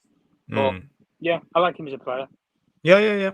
I actually did a thread on him on Twitter. That was I got a lot of people reading it. So for me, he's one of the players I've followed. When it comes to Sander Berge, I don't think he will come to Man United now. We heard that here we go to Fullham, so I think that is dead and buried. So we just have to move on, and we will get to Ugarte, and I would say the second midfielder, if someone else comes in, will be Amrabat for me. So this is just how it goes. Genghis Khan Jr. comes in and say how much is Kadioglu. I think we are talking about 30 million pounds, I believe. Am I correct, Tom? Yeah, I think they've actually got it for around 25, but I'm not completely sure. I'll have to go and double check. Yeah. It's a decent deal. Yeah. I think that wraps up the news session, and we are 2 hours 47 minutes and 40 seconds into the show. We have had 104 likes so far, so I'm really happy that you guys liking the show. There's still 60 people watching, and And I think we need to wrap it up. I will thank you. I will thank Tom, journalist, for coming on, staying on with me for all this time, and Elite Baller for jumping on at the end of the show. I will send you an invite another time, and you can be on as a guest in a full panel for 3 hours the next time, Elite Baller, if that's okay with you. I'll have to get loads of drinks ready and some popcorn, but yeah, no doubt, mate. Yeah. You know, when it comes to Jarvis's Corner, it's always a Scorsese movie, 2 to 3 hours. That's bare minimum. Next time, maybe we will go 4 hours if there's some breaking news. I want to thank everybody in the chat. We have Paul S., Jamie Wayne, Ronald, Genghis Khan Jr., Subters. Who else do we have? Yale Malmin, Football Power Hour, Poppy, still around. It's a lot of people. I want to thank everybody in the chat for contributing to a great show yet again. And Strefford Gamer TV for bringing me a lot of news, and especially Rushmano for sending me all these updates on Twitter. My Twitter handle is Bowley77. If you want to follow me on Twitter, feel free. Same with Tom Journalist 1. You can follow him on Twitter. And Elite Baller, do we have a Twitter tag people can follow you on? Where can they find you? Yeah. I don't know if they can see it on my avatar there, but if not, it's at Elite Baller 2050.